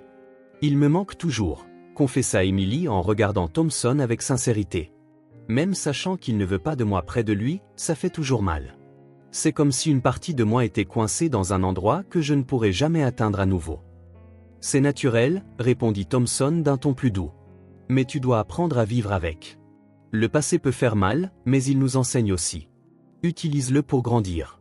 Tu as déjà fait les premiers pas, ne regarde plus en arrière maintenant. » Emily acquiesça, sentant le poids de ses paroles. « J'essaierai, pas seulement pour moi, mais pour mon fils. Il mérite mieux que ça, et toi aussi. Maintenant, repose-toi. Tu as un long chemin devant toi et quoi qu'il arrive, sache que tu n'es pas seul, » dit Thompson en plaçant une main sur son épaule. Emily le regarda quitter la pièce, sentant que malgré tout, elle avait trouvé un allié inattendu en Thompson. Il ne la verrait peut-être jamais comme une famille, mais il la respectait, et en ce moment-là, c'était suffisant pour elle. Un jour plus tard, la douleur commença subtilement, une tension dans son ventre, mais elle s'intensifia rapidement en quelque chose qu'Emily ne pouvait plus ignorer. Assise sur le canapé du salon de Thompson, elle tenait son abdomen tandis que des larmes coulaient sur son visage. Sa respiration était hachée et chaque mouvement semblait aggraver la sensation. « Monsieur Thompson » appela-t-elle, sa voix tremblante et pleine de panique. Thompson arriva en courant de la cuisine où il préparait quelque chose pour le dîner. « Qu'est-ce qu'il y a, Emily? Tout va bien ?» demanda-t-il, pressentant déjà que la réponse serait non. Il vit son visage pâle et ses yeux humides, et son inquiétude grandit. « Non, tout n'est pas bien, » répondit-elle, presque en sanglotant. La douleur devient insupportable. Je ne sais pas quoi faire. Sans hésiter, Thompson attrapa sa voiture. Nous allons à l'hôpital. Je ne prends aucun risque avec toi ou ce bébé, dit-il en l'aidant à se lever. Elle pouvait à peine marcher seule, il la soutint tout le long jusqu'au véhicule et la plaça soigneusement sur le siège passager. Le trajet jusqu'à l'hôpital fut silencieux, à l'exception des gémissements de douleur d'Emily et des paroles apaisantes de Thompson. « Tiens bon, Emily, nous y sommes presque. Tout ira bien, dit-il autant pour la convaincre qu'il se le disait lui-même, qu'il n'y avait aucune raison de paniquer. À l'hôpital, Thompson se précipita à la réception, expliquant rapidement la situation. « Elle est enceinte et souffre de douleurs sévères, elle a besoin d'attention immédiate, dit-il. Lorsque les infirmières apportèrent un fauteuil roulant pour Emily, elle fut emmenée dans une salle de triage et Thompson resta dans la salle d'attente, faisant les 100 pas nerveusement. L'horloge sur les murs semblait avancer plus lentement et chaque minute semblait une éternité. Alors qu'il attendait, Thompson tenta de rester calme, mais des doutes commencèrent à s'insinuer dans son esprit. Et s'il y avait un problème avec le bébé? Et si elle n'allait pas bien? Je n'aurais pas dû attendre si longtemps pour insister pour qu'elle voie un médecin, pensa-t-il, ressentant le poids de la responsabilité. Après ce qui sembla être une éternité, un médecin apparut à la porte de la salle d'attente. Il était grand et portait un manteau blanc impeccable, son expression difficile à lire. « Monsieur Thompson » appela-t-il en regardant autour de lui. Thompson se leva immédiatement, ses yeux fixés sur le médecin. « C'est moi. Comment va-t-elle? Emily et le bébé vont bien ?» Le médecin fit signe à Thompson de le suivre. « Nous devons parler » dit-il calmement mais fermement. Thompson sentit son rythme cardiaque s'accélérer en suivant le médecin dans un couloir étroit jusqu'à un bureau. La pièce était petite et bien rangée, avec un bureau encombré de papiers et une chaise confortable. Le médecin s'assit et fit signe à Thompson de faire de même. « Que se passe-t-il » demanda Thompson, essayant de cacher son nervosité. « Emily va-t-elle bien et le bébé ?» Le médecin prit une profonde inspiration avant de parler, son expression devenant plus grave. « Je vais être direct avec vous, monsieur Thompson. La situation est plus compliquée que nous le pensions. » Il hésita un instant, comme s'il cherchait les bons mots pour continuer. Thompson se pencha en avant dans sa chaise, les yeux fixés sur le médecin. « Que voulez-vous dire par compliqué? Qu'est-ce qui ne va pas ?» La tension dans la voix de Thompson était palpable et ses mains étaient serrées en poing sur ses genoux. « Je ne peux pas entrer dans trop de détails sans le consentement d'Emily, dit le médecin en regardant directement Thompson. Mais il y a quelque chose dont nous devons discuter, quelque chose qui pourrait complètement changer votre perception de cette grossesse. » Thompson resta immobile, son cœur battant à tout rompre dans sa poitrine. « Que voulez-vous dire? Est-ce grave? Est-elle en danger ?» Le médecin maintint son regard stable mais ne répondit pas tout de suite. Thompson sentit comme si le sol pouvait s'effondrer sous ses pieds. Le silence dans la pièce était assourdissant et le mystère dans l'expression du médecin ne faisait qu'accentuer l'angoisse. « Je dois que vous restiez calme, monsieur Thompson, » dit finalement le médecin, sa voix prudente. « Je vais tout vous expliquer, mais j'ai besoin que vous me fassiez confiance. Emily est stable pour l'instant, mais nous devons prendre des décisions importantes. » Le choc sur le visage de Thompson était évident. Il ne savait pas à quoi s'attendre, mais la gravité dans la voix du médecin était indéniable. Quelque chose n'allait profondément pas et il savait que rien ne serait plus jamais pareil après cette conversation. La nuit était calme à l'hôpital, avec seulement les bruits occasionnels des pas des infirmières résonnant dans les couloirs. Emily était allongée dans son lit, son corps encore faible et endolori, mais son esprit tournait à toute vitesse. Quelque chose dans cet endroit la mettait mal à l'aise, comme si elle était piégée quelque part où elle ne devrait pas être.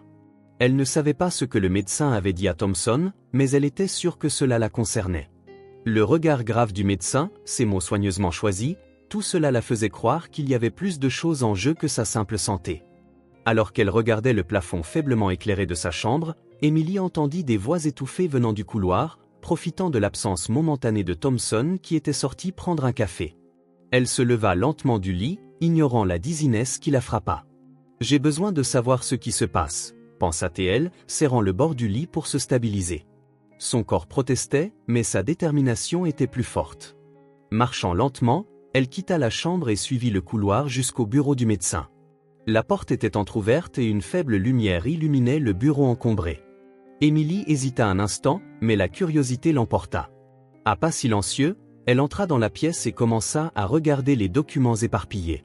C'est alors qu'elle vit un examen avec son nom en surbrillance en haut de la page. Ses yeux parcoururent rapidement les mots, bien qu'il soit difficile de se concentrer à cause de la fatigue. Le contenu était choquant. Émilie sentit l'air la quitter en traitant l'information. « Cela change tout », murmura-t-elle pour elle-même, sa respiration lourde.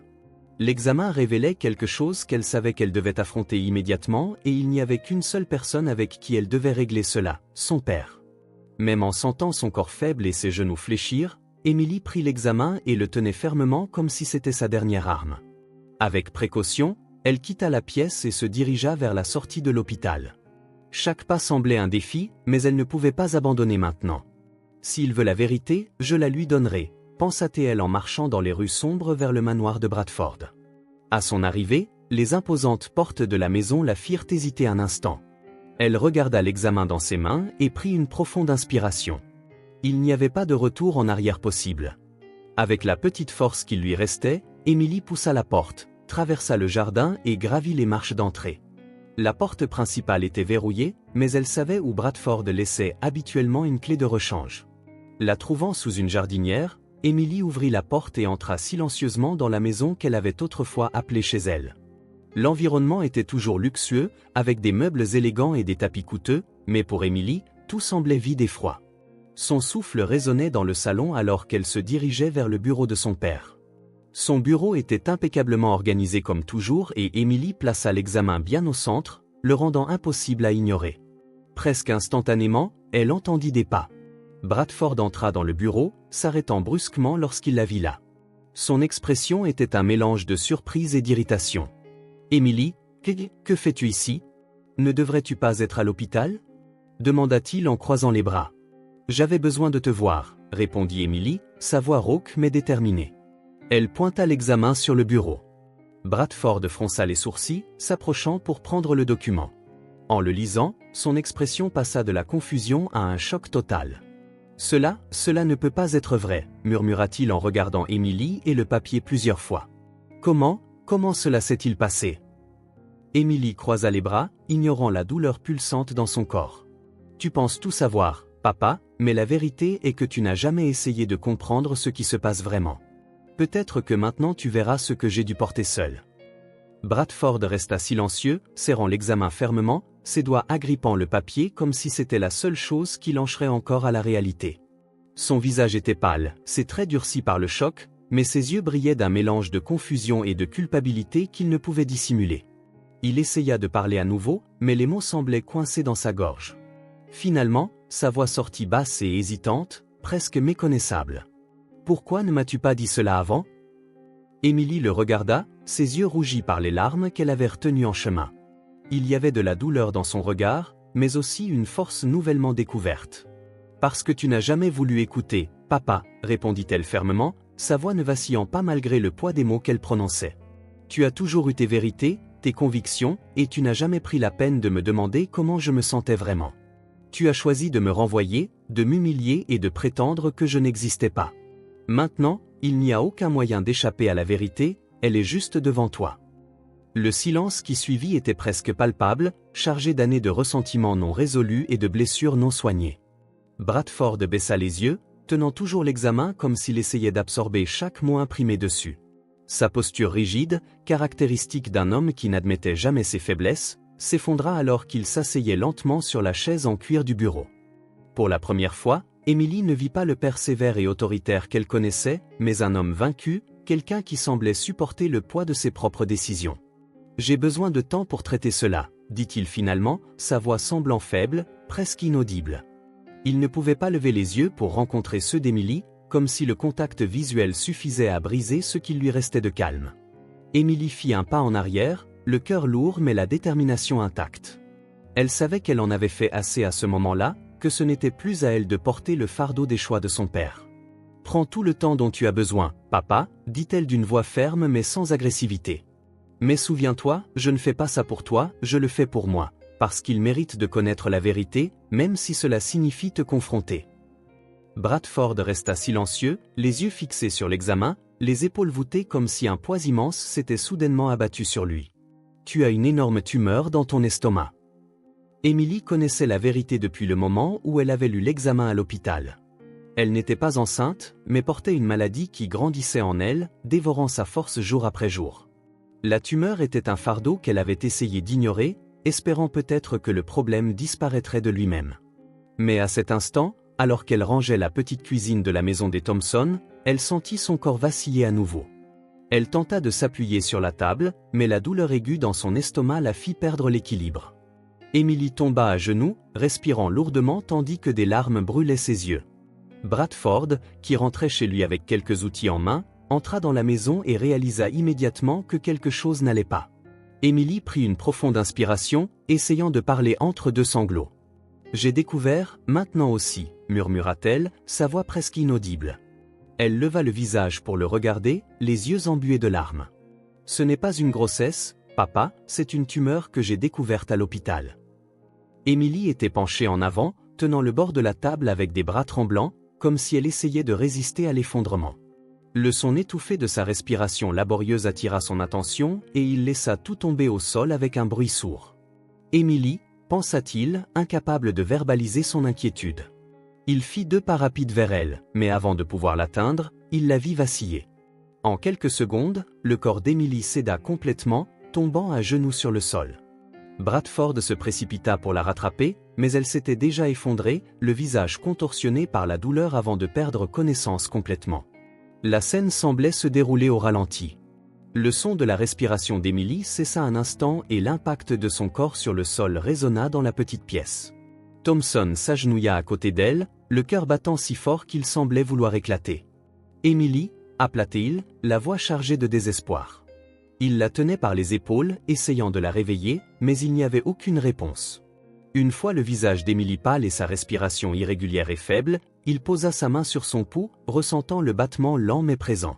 Cela suffisait à dissiper ses pires craintes, mais la situation restait critique. « Cela ne peut pas arriver », marmonna-t-il en soulevant soigneusement le corps d'Emily. Son poids semblait insignifiant comparé à la panique qui l'envahissait.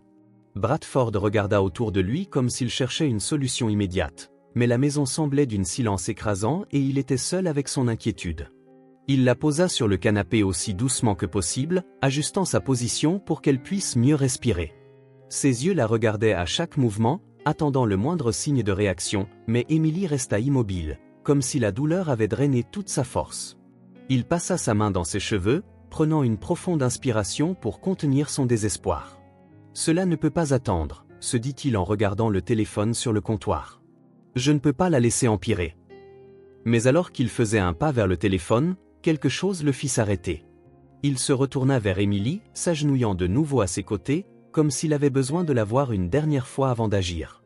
Son visage, si jeune et fragile, semblait maintenant encore plus vulnérable. Sa poitrine montait et descendait lentement, chaque respiration semblant un effort. Thompson ressentit une vague de culpabilité et d'impuissance l'envahir. « J'aurais dû le remarquer plus tôt. J'aurais dû insister, elle empirait et essayait de me cacher ça. » Il ferma les yeux un instant, serrant les poings avec une détermination renouvelée. Il souleva Emily dans ses bras à nouveau, ignorant la fatigue qui pesait sur ses propres muscles. Elle était si légère, comme si le poids de sa douleur et de sa maladie avait même aspiré sa présence physique. Thompson n'avait plus de temps à hésiter. Il quitta la maison à grands pas, le vent froid de la nuit frappant son visage. En traversant la petite route menant à la voiture garée, alors que Bradford ajustait Emily sur le siège arrière, il entendit des pas rapides et un son familier venant de la porte. Il regarda et vit Thompson courir vers la voiture, le visage marqué par le désespoir. « Bradford, arrête. Je viens avec toi !» cria Thompson en haletant, ralentissant son allure en s'approchant. Bradford le regarda avec la mâchoire serrée, l'expression tendue. « Elle s'est évanouie, Thompson. »« Je n'ai pas le temps de discuter, monte dans la voiture maintenant », dit-il en ouvrant la portière passager. Thompson obéit rapidement, claquant la porte en voyant la forme inconsciente d'Emily sur le siège arrière. Elle n'aurait pas dû fuir l'hôpital, je savais qu'elle empirait, dit Thompson, sa voix lourde de culpabilité. Bradford commença à conduire précipitamment, les pneus de la voiture dérapant légèrement en partant. « Et qu'est-ce que tu as fait, hein ? Rien !» cria Thompson, ses yeux fixés sur la route, mais la colère évidente dans sa voix. « J'ai peut-être échoué en tant que père, mais toi aussi, tu as échoué, tu savais qu'elle était malade. » Thompson serra les poings mais ne répondit pas immédiatement.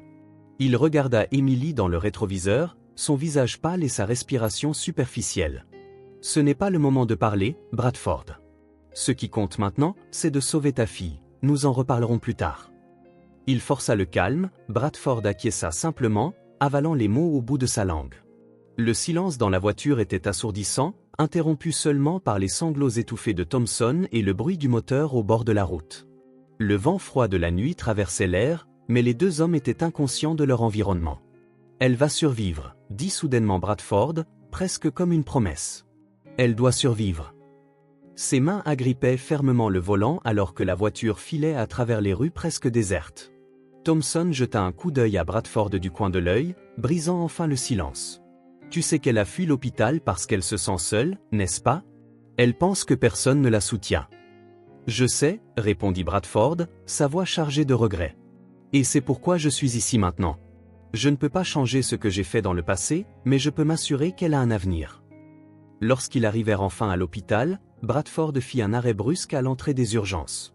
Il sortit précipitamment de la voiture, ouvrit la portière arrière et prit Emily soigneusement dans ses bras.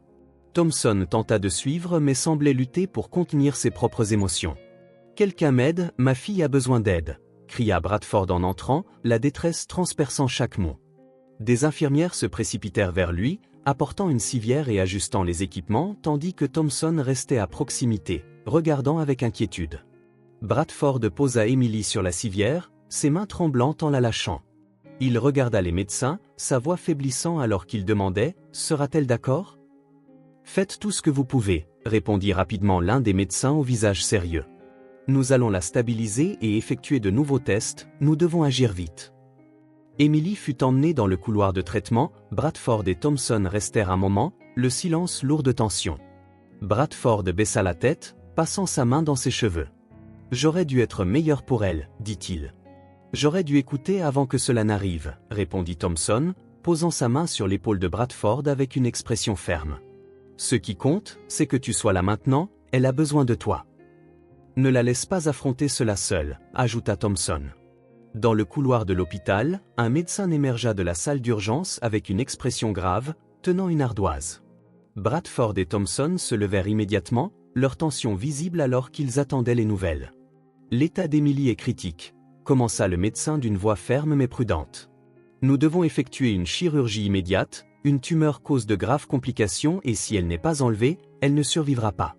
Mais je dois être franc, la chirurgie est délicate et les risques sont élevés, il est possible qu'elle ne s'en sorte pas. » Bradford porta ses mains à son visage, la culpabilité et la peur le consumant. « Elle va s'en sortir, elle doit s'en sortir », s'exclama-t-il, essayant d'ignorer la gravité des paroles du médecin. « Nous ferons tout ce que nous pouvons, » dit le médecin en les regardant tous les deux. « Mais nous avons besoin de l'autorisation de la famille pour procéder, veuillez décider rapidement, le temps est crucial. » Le médecin partit pour se préparer. Thompson se tourna vers Bradford, les yeux remplis de fureur. « Tu savais cela quand elle t'a montré le scan, n'est-ce pas ? Elle est dans cette situation à cause de toi. » Lança-t-il en faisant un pas en avant, son doigt pointant la poitrine de Bradford. « Tu l'as expulsée quand elle avait le plus besoin de toi, quel genre de père fait ça ?» Bradford recula légèrement mais durcit bientôt sa posture, les yeux luisants de colère et de frustration. « Et toi, tu savais qu'elle souffrait et tu n'as rien fait. Ne mets pas toute la faute sur moi, Thompson, elle est ma fille et je suis là maintenant. » Thompson ne recula pas, sa voix montant en volume. « Maintenant, c'est trop tard, » dit-il. « Bradford, elle a passé des mois dans la rue à se battre seule parce que tu as choisi ta fierté plutôt que ta propre fille. Et je viens juste de découvrir cette tumeur récemment. J'ai merdé, d'accord, j'ai merdé, mais tu n'as pas le droit de me blâmer seul. » Bradford cria, faisant quelques pas vers Thompson. La tension explosa lorsque Thompson poussa Bradford par l'épaule. « Si elle meurt, ce sera de ta faute, » s'écria Thompson, son visage à quelques centimètres de celui de Bradford. « Bradford repoussa Thompson, sa voix chargée de douleur et de colère. « Si tu mets la main sur moi encore une fois, menaça-t-il, je t'oublie, tu es un vieil homme. » Les deux hommes commencèrent à s'affronter, leurs voix élevées résonnant dans le couloir alors qu'un groupe d'infirmières et de médecins accourait. « Messieurs, arrêtez cela maintenant !» cria une infirmière en se mettant entre les deux hommes. « Ce n'est ni le moment ni l'endroit pour se battre. La vie d'Emily est en danger et vous devez vous concentrer sur son soutien. » Les deux respiraient lourdement mais ne disaient rien de plus. Bradford se détourna, se frottant le visage avec les mains en essayant de reprendre son calme. Thompson, toujours le visage rouge de colère, regarda vers la porte de la salle de chirurgie en marmonnant quelque chose d'inintelligible. « Si elle survit, dit finalement Bradford, sa voix étranglée. Je ferai tout ce qu'il faut pour réparer ce que j'ai fait, peu importe le coût. » Thompson, toujours dos à lui, répondit d'un ton amer. La seule chose dont elle a besoin, c'est que tu sois présent. Rien de plus. Les médecins revinrent peu après, prêts à commencer la chirurgie et demandèrent les autorisations des deux hommes. Malgré la tension toujours palpable, les deux signèrent silencieusement les papiers, mettant de côté leurs griefs momentanément. Alors qu'Emily était emmenée dans la salle d'opération, Bradford et Thompson restèrent de chaque côté du couloir, chacun faisant face à sa propre culpabilité et à des prières silencieuses. Le silence dans le couloir de l'hôpital n'était brisé que par le son lointain des moniteurs et les voix étouffées des médecins au travail. Bradford et Thompson restaient de chaque côté, leurs expressions empreintes de douleur en attendant des nouvelles de la salle d'opération. Chaque seconde semblait une éternité et la tension dans l'air était presque palpable. Après quelques heures, un médecin émergea de la salle d'opération avec une expression grave. Bradford et Thompson se levèrent immédiatement, le cœur battant. L'état d'Emily est devenu compliqué pendant la chirurgie, il y a eu des saignements et nous faisons tout ce que nous pouvons pour les contrôler, dit le médecin, la voix lourde de préoccupation. Bradford porta ses mains à sa tête, faisant les 100 pas. « Faites quelque chose, elle est ma fille, ma seule fille !» cria-t-il, sa voix chargée de désespoir.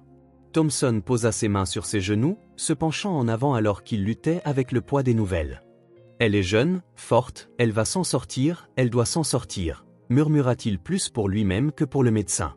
Le médecin hésita avant de répondre, son expression sombre. « Nous utilisons toutes les ressources, mais je vous demande de vous préparer au pire. » Emily se bat, mais la situation est extrêmement délicate. Alors que le médecin retournait dans la salle d'opération, Bradford s'effondra sur la chaise à côté de lui, les larmes enfin éclatant. « Si quelque chose lui arrive, je ne me pardonnerai jamais, jamais, » dit-il entre deux sanglots.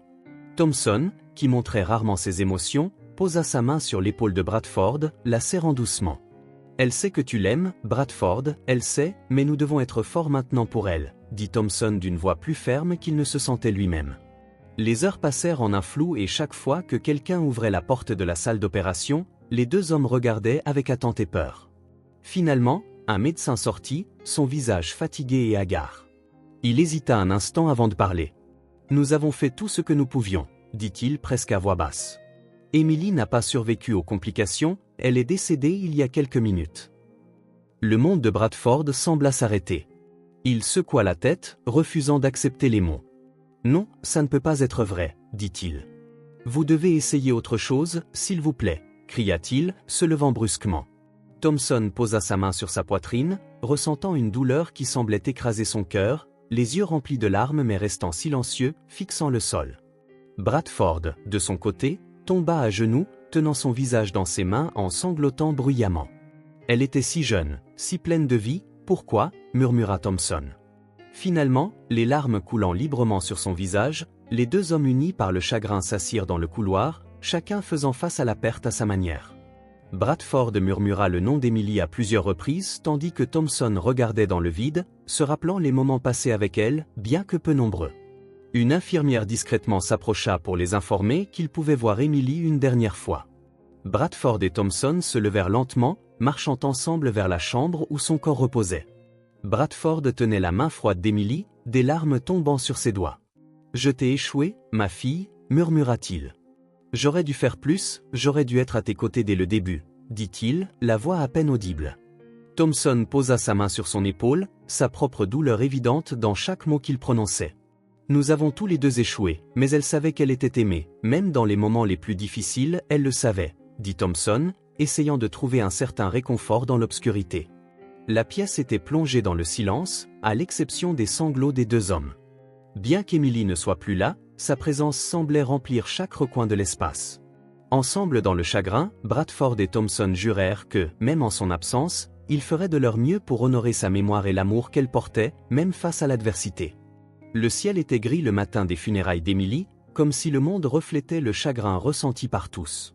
Bradford se tenait à l'entrée du cimetière, vêtu de noir, le visage marqué par la fatigue et la douleur. À ses côtés, Margaret, son épouse, était enveloppée dans un manteau de tristesse, le visage gonflé des pleurs incessants des jours passés. Thompson, serrant fermement une canne, restait proche, arborant la même expression de chagrin. Le silence entre les trois était assourdissant, brisé seulement par le son étouffé des voix au loin. À l'intérieur de la chapelle, amis, connaissances et même étrangers s'étaient rassemblés pour rendre hommage à Emily. Des couronnes florales remplissaient l'espace d'un parfum doux mais étouffant, et une photo d'Emily prise lors de jours plus heureux était affichée en évidence sur l'autel. Bradford s'assit sur un banc au premier rang, les épaules voûtées comme s'il portait le poids du monde.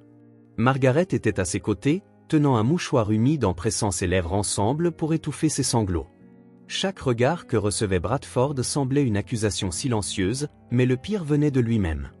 Alors que le prêtre récitait des paroles de réconfort, Bradford les entendait à peine. Il était piégé dans un tourbillon de pensées, revivant chaque moment où il avait échoué à Emily. Je l'ai expulsée, je l'ai laissée seule quand elle avait le plus besoin de moi et maintenant elle est morte à cause de moi, pensa-t-il en sentant ses mains trembler sur ses genoux.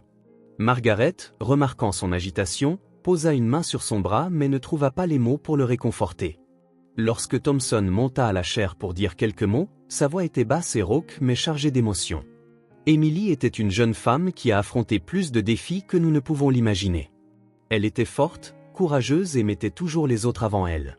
C'est douloureux de savoir que nous n'avons pas fait assez pour elle, mais je promets d'honorer sa mémoire en aidant ceux qui sont le plus dans le besoin, dit-il, les larmes coulant librement sur son visage. Margaret ne put plus contenir ses larmes, cachant son visage dans le mouchoir. Bradford, de son côté, baissa la tête, incapable de faire face au regard de tous ceux qui se tournaient vers lui après le discours. La culpabilité le consumait et les paroles de Thompson ne faisaient qu'amplifier son sentiment d'échec. Lorsque la cérémonie se termina, il fut le dernier à s'approcher du cercueil, tremblant. Il posa une rose blanche sur le verre, les mots coincés dans sa gorge. « Pardonne-moi, Emily, je t'ai échoué en tant que père, tu méritais tellement plus de ma part, » murmura-t-il, la voix brisée. Margaret prit sa main, essayant de le soutenir. « Je sais que tu l'aimes, Bradford, je sais que même dans les pires moments, » dit-elle, mais ses mots semblaient vides, même pour elle-même. Après l'inhumation du cercueil, Bradford se distança des autres, refusant d'accepter leurs condoléances. Margaret le suivit, inquiète pour son état mais incertaine de la manière de l'atteindre dans son chagrin. À leur retour à la maison, le manoir qui semblait autrefois un symbole de pouvoir ressemblait maintenant à une crypte vide. En fermant la porte derrière eux, Bradford s'effondra par terre, ses larmes silencieuses cédant la place à des sanglots incontrôlables. Margaret resta un moment, le regard fixé sur son mari avant de le rejoindre, l'embrassant comme si leur chagrin était partagé. Les jours suivants furent sombres. Bradford refusa les visites et ignora les appels, laissant le manoir enveloppé dans un silence presque palpable. Margaret, même en luttant contre sa propre tristesse, tenta de le convaincre de manger, de quitter la pièce, de parler, mais il refusa. « Laisse-moi seule, Margaret. Je ne mérite pas de réconfort, je ne mérite rien, » dirait-il en repoussant toute tentative de contact. Margaret passa des heures dans la cuisine à préparer les plats que Bradford aimait, seulement pour les voir revenir sans être touchés. La nuit, elle s'allongeait à côté de lui, mais le silence entre eux était si profond qu'il semblait impossible à briser. Le matin les enveloppait comme une ombre impénétrable. Assis dans le fauteuil du bureau, Bradford passait des heures à fixer la table où Emily avait placé l'examen. Le papier froissé était toujours là, comme un rappel cruel de ses échecs. « Si j'avais écouté, si j'avais lui donné le soutien dont elle avait besoin, » murmura-t-il, la voix basse et remplie de regrets. Margaret le regardait depuis la porte, voulant s'approcher mais se sentant impuissante face à sa douleur. Thompson, préoccupé par l'état de Bradford, essaya de lui rendre visite plusieurs fois. Lors de l'une de ces occasions, il entra dans le bureau sans frapper, trouvant l'homme courbé dans le fauteuil, les yeux rouges et les mains tremblantes. « Bradford, tu ne peux pas continuer comme ça. Personne ne voudrait te voir dans cet état, » dit Thompson, la voix chargée de préoccupation. Bradford leva lentement la tête, les yeux vitreux. Je ne mérite pas de réconfort, Thompson, je mérite de porter cette douleur, c'est ma punition pour le père que j'étais, répondit-il, la voix presque inaudible. Margaret, entendant la conversation, entra dans le bureau avec des larmes coulant sur son visage. Ce n'est pas vrai, Bradford, nous avons tous les deux échoué Emily, mais nous devons trouver un moyen d'honorer sa mémoire. Nous ne pouvons pas laisser la culpabilité nous détruire, dit-elle fermement en tenant sa main. Thompson croisa les bras, sa patience épuisée. Tu peux te sentir coupable, Bradford, mais t'isoler et te torturer ne ramènera pas Emily.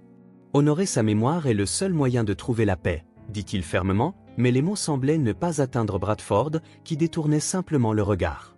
Les semaines passèrent, mais Bradford resta dans le même état. Margaret fit de son mieux pour maintenir la maison en ordre, mais l'absence d'Emily et l'état de Bradford étaient comme des plaies ouvertes. Chaque recoin de la maison rappelait ce qu'ils avaient perdu et le poids de cette réalité semblait les écraser de plus en plus chaque jour. Une nuit, seul dans le bureau, Bradford reprit l'examen d'Emily.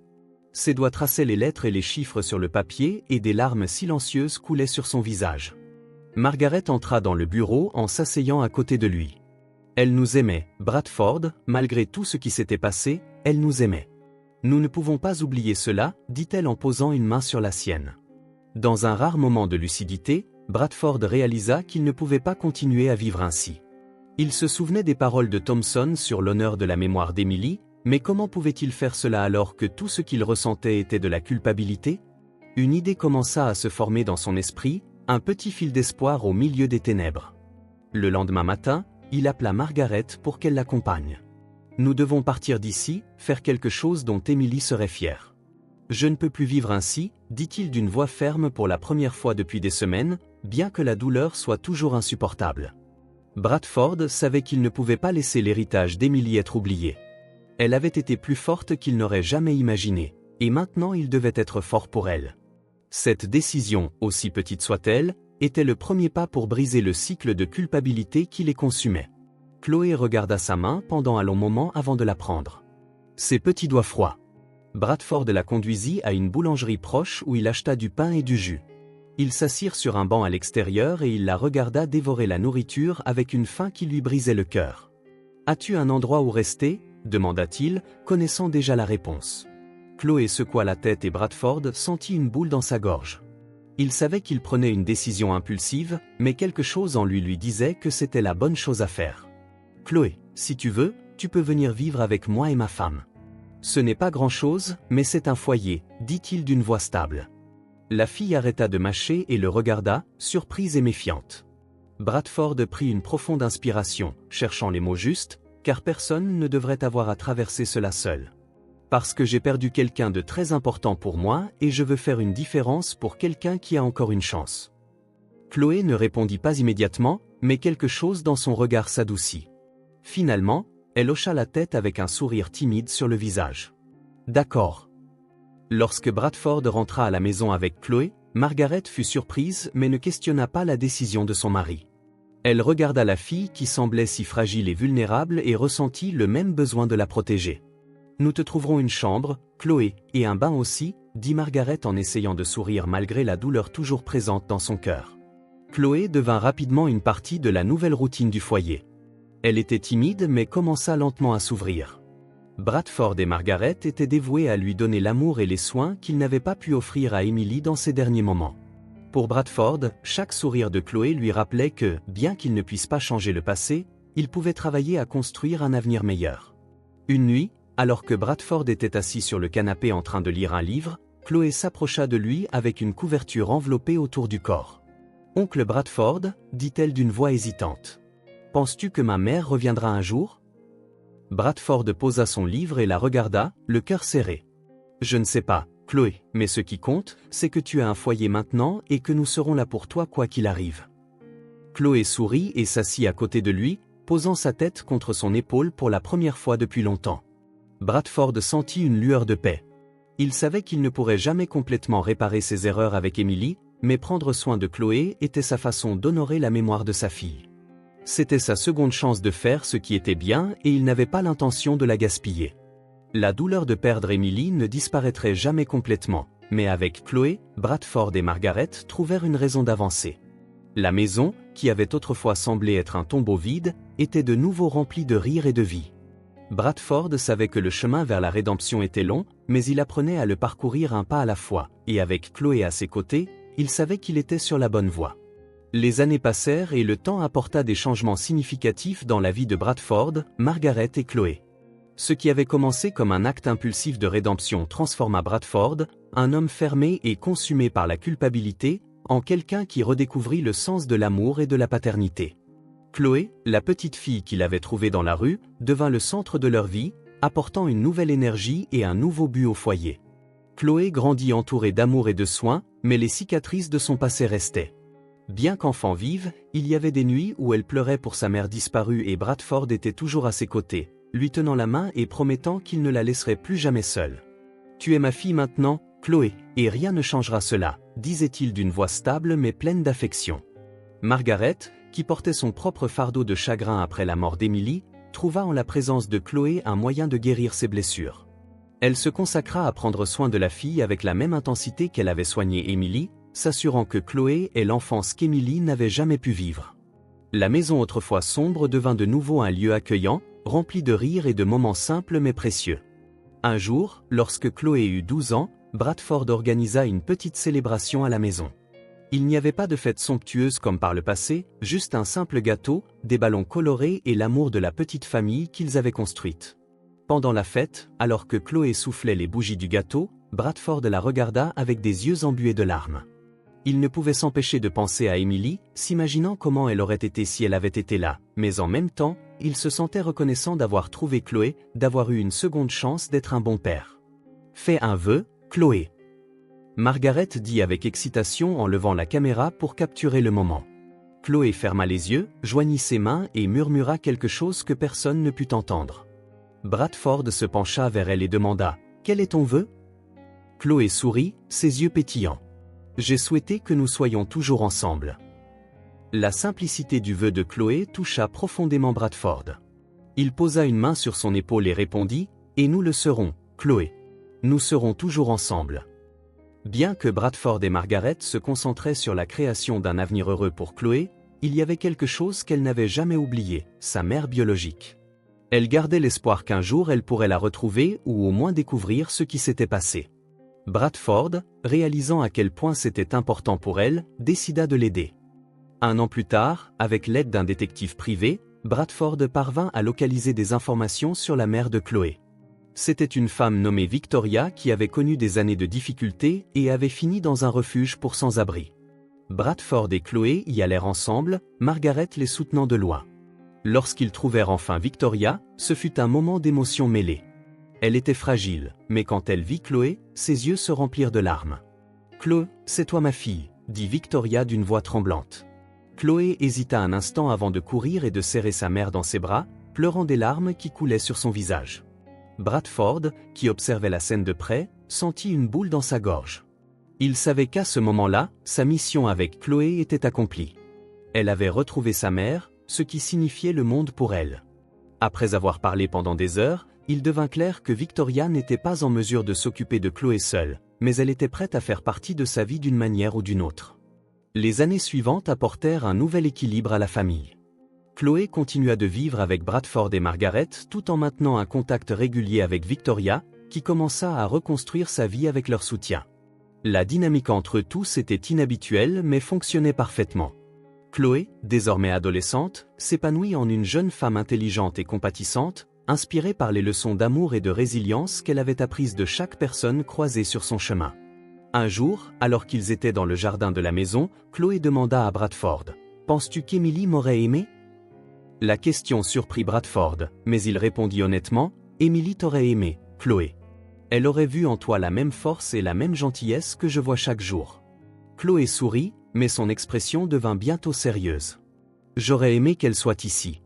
Je voulais la remercier, parce que d'une certaine manière, je sens que c'est grâce à elle que tu m'as trouvé. » Les paroles de Chloé touchèrent profondément Bradford. Il lui prit la main et dit doucement « Tu as raison. Emily m'a appris beaucoup de choses, et la plus importante était que nous ne devrions jamais abandonner ceux que nous aimons, et je ne t'abandonnerai jamais, Chloé. » Des années plus tard, Chloé obtint son diplôme universitaire, devenant la première de sa famille à atteindre un tel jalon. Lors de la cérémonie de remise des diplômes, l'auditorium était rempli, et parmi les visages émus dans le public se trouvaient Bradford, Margaret et Victoria, assis côte à côte au premier rang.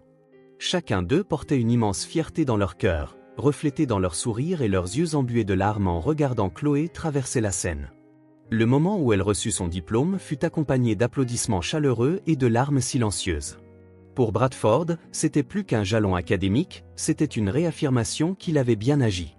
C'était la preuve vivante que malgré tous les échecs et les pertes du passé, il avait réussi à donner à quelqu'un la chance qu'il n'avait pas pu offrir à Emily. Margaret tenait un mouchoir, essuyant les larmes qui insistaient pour tomber. « Elle est si forte, Bradford, si déterminée », dit Margaret en serrant la main de son mari. Bradford ne répondit pas immédiatement, perdu dans ses pensées en regardant Chloé s'incliner en signe de gratitude devant le public. « Elle est tout pour moi, je n'aurais jamais imaginé avoir tout ce dont j'avais besoin sans savoir que j'en avais besoin », murmura Bradford d'une voix étouffée. Victoria, assise à côté d'eux, hocha la tête. Elle avait toujours une lueur spéciale, mais ce qui la rendait unique, c'était le cœur qu'elle portait, dit Victoria d'une voix stable malgré l'émotion. Lorsqu'il fut temps des discours, Chloé monta sur le podium avec confiance.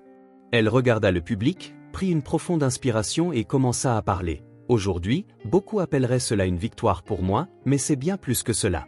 C'est un jour pour célébrer les personnes qui ont rendu ma présence ici possible. » Sa voix était claire et chargée d'émotion, ses yeux cherchant Bradford, Margaret et Victoria dans la foule. « Je suis la preuve que l'amour peut tout changer. Peu importe à quel point tu te sens perdu ou à quel point le chemin semble sombre, il y a toujours une lumière. À mon père Bradford, ma mère Margaret et ma mère Victoria, merci d'être ma lumière. » Toute la salle éclata en applaudissements, mais Bradford semblait indifférent à tout ce qui l'entourait. Les mots de Chloé résonnaient dans son esprit, atteignant un endroit dans son cœur qu'il pensait fermer à jamais. Des larmes commencèrent à couler sur son visage. Avant qu'il ne puisse les arrêter, il serra fermement la main de Margaret comme s'il avait besoin de ce soutien pour ne pas s'effondrer. « Elle est incroyable », murmura-t-il, sa voix à peine audible. Margaret hocha la tête, ses yeux brillants de larmes. « Elle est tout ce qu'Emily aurait rêvé d'être et tu as aidé à la rendre ainsi, Bradford. »« Tu as fait ça », dit Margaret, sa voix pleine d'affection. Plus tard dans la nuit, alors que la famille célébrait à la maison, l'atmosphère était remplie de joie. Il y avait des rires, des histoires et des regards complices partagés entre tous. Chloé, tenant un verre de jus, appela au silence et leva son verre en l'air. « Je veux porter un toast », annonça-t-elle avec un sourire. « À Emily, que je n'ai jamais connue, mais qui m'a donné le cadeau le plus important, une famille. » Le toast fut accueilli par un silence respectueux tandis que chacun traitait la profondeur des mots de Chloé. Bradford, en particulier, sentit son cœur se serrer. Il leva son verre, les yeux remplis de larmes, et dit à Emily, qu'elle sache toujours qu'elle ne sera jamais oubliée. Après le toast, Chloé s'approcha de Bradford et s'assit à côté de lui. « Papa, je sais que tu as toujours porté la douleur de ne pas avoir pu faire la paix avec Emily, mais je veux que tu saches qu'à travers moi, tu as fait la paix. Tu m'as tout donné et je ne l'oublierai jamais. » Elle dit en posant sa main sur la sienne. Bradford la regarda, ses yeux brillants d'émotion, ne cachant plus. « Tu m'as sauvé, Chloé. Toi et ta force m'ont appris qu'il y a toujours une seconde chance, » répondit-il d'une voix ferme. Les années suivantes furent bienveillantes pour la famille. Chloé poursuivit une carrière reflétant sa passion pour aider les autres. Inspirée par sa propre histoire, elle devint avocate et dédia sa vie à protéger les droits des enfants et des plus vulnérables. Bradford et Margaret, bien que plus âgés, suivirent Chloé dans toutes ses réalisations, fiers d'avoir fait partie de son parcours. Victoria resta également présente, formant une unité familiale inhabituelle mais parfaitement fonctionnelle. Un jour, de nombreuses années plus tard, Chloé organisa un événement caritatif dans une salle lumineuse décorée avec simplicité et élégance. L'objectif était de collecter des fonds pour les enfants sans abri, une cause que Chloé avait adoptée de tout cœur. Bradford, maintenant avec presque entièrement les cheveux gris et des pas légèrement plus lents, était assis dans le public à côté de Margaret et Victoria, ses vieilles amies et fidèles compagnons au fil des années. Il regardait la scène avec un mélange de fierté et d'émotion alors que Chloé prenait le micro, son visage illuminé par un sourire plein de gratitude et de force. La voix de Chloé résonna dans la salle remplie de personnes. « Chaque enfant mérite une chance, et j'ai eu cette chance grâce aux personnes qui ont cru en moi quand personne d'autre ne le faisait. C'est pourquoi je suis ici aujourd'hui, pour m'assurer que d'autres enfants puissent aussi trouver la lumière que j'ai trouvée. » Sa voix était chargée d'émotion. Le public se leva et applaudit, certaines personnes essuyant discrètement des larmes. Bradford resta immobile un moment, absorbant chaque mot alors qu'une vague de fierté inondait son cœur. Lorsque l'événement se termina et que les gens commencèrent à partir, Bradford se leva soigneusement, s'appuyant sur sa canne, et s'approcha de Chloé. Elle était entourée de soutien et d'enfants qui avaient bénéficié de ses projets, mais dès qu'elle vit son père, elle fit de la place pour lui en courant pour l'embrasser. Bradford la serra fort, sa voix s'étouffant lorsqu'il parla enfin. « Tu n'es pas seulement ma fille, Chloé. Tu es ma fierté, ma rédemption. Tout ce que je fais, tout ce que j'ai accompli, tout ce que j'ai surmonté, c'était pour te voir ici aujourd'hui, transformant le monde. » Chloé, les yeux embués de larmes, caressa doucement le visage de son père et dit « Je suis ce que je suis grâce à toi, papa. N'oublie jamais cela. Tu m'as appris ce que signifie se battre, aimer et croire, et maintenant nous le faisons ensemble. » Bradford hocha la tête, incapable de dire plus, ne faisant que la serrer dans une autre étreinte qui en disait plus que n'importe quel mot. Cette nuit-là, alors que tout le monde rentrait chez soi, Bradford insista pour marcher seul jusqu'au jardin de la maison où les étoiles brillaient intensément dans le ciel clair. Il leva les yeux, laissant la brise douce caresser son visage tandis que les pensées du passé et du présent se mêlaient dans son esprit. La douleur de perdre Emily était toujours là, comme une ombre persistante, mais elle n'était plus accablante. Elle servait désormais de rappel que l'amour et la force peuvent naître des plus grandes tragédies. C'était un rappel que la vie, malgré toutes ses peines, peut encore apporter beauté et rédemption. Margaret apparut à ses côtés, silencieuse avec une tasse de thé dans les mains. Elle savait que Bradford avait besoin de ce moment, mais elle ne voulait pas qu'il soit complètement seul. « Je serai si fière de toi, » dit Margaret doucement en lui tendant le thé. Bradford sourit, un petit sourire mais plein de signification. « Je sais, » répondit-il en regardant de nouveau les étoiles. « Et j'espère que où qu'elle soit, elle sait que je n'ai jamais cessé de l'aimer. Je n'ai jamais cessé de m'efforcer d'être un homme digne de l'amour qu'elle m'a donné. » Tandis que Bradford et Margaret restaient là en silence, écoutant le vent et admirant le ciel étoilé, Chloé les rejoignit, apportant avec elle la chaleur et l'énergie qui illuminaient toujours n'importe quel environnement. « Que faites-vous ici dehors dans le froid ?» plaisanta-t-elle en tirant une chaise pour s'asseoir à côté de son père. Bradford la regarda et lui prit la main. « Nous célébrons simplement tout ce que nous avons accompli, et Chloé, tu es le plus beau cadeau que la vie m'ait donné. »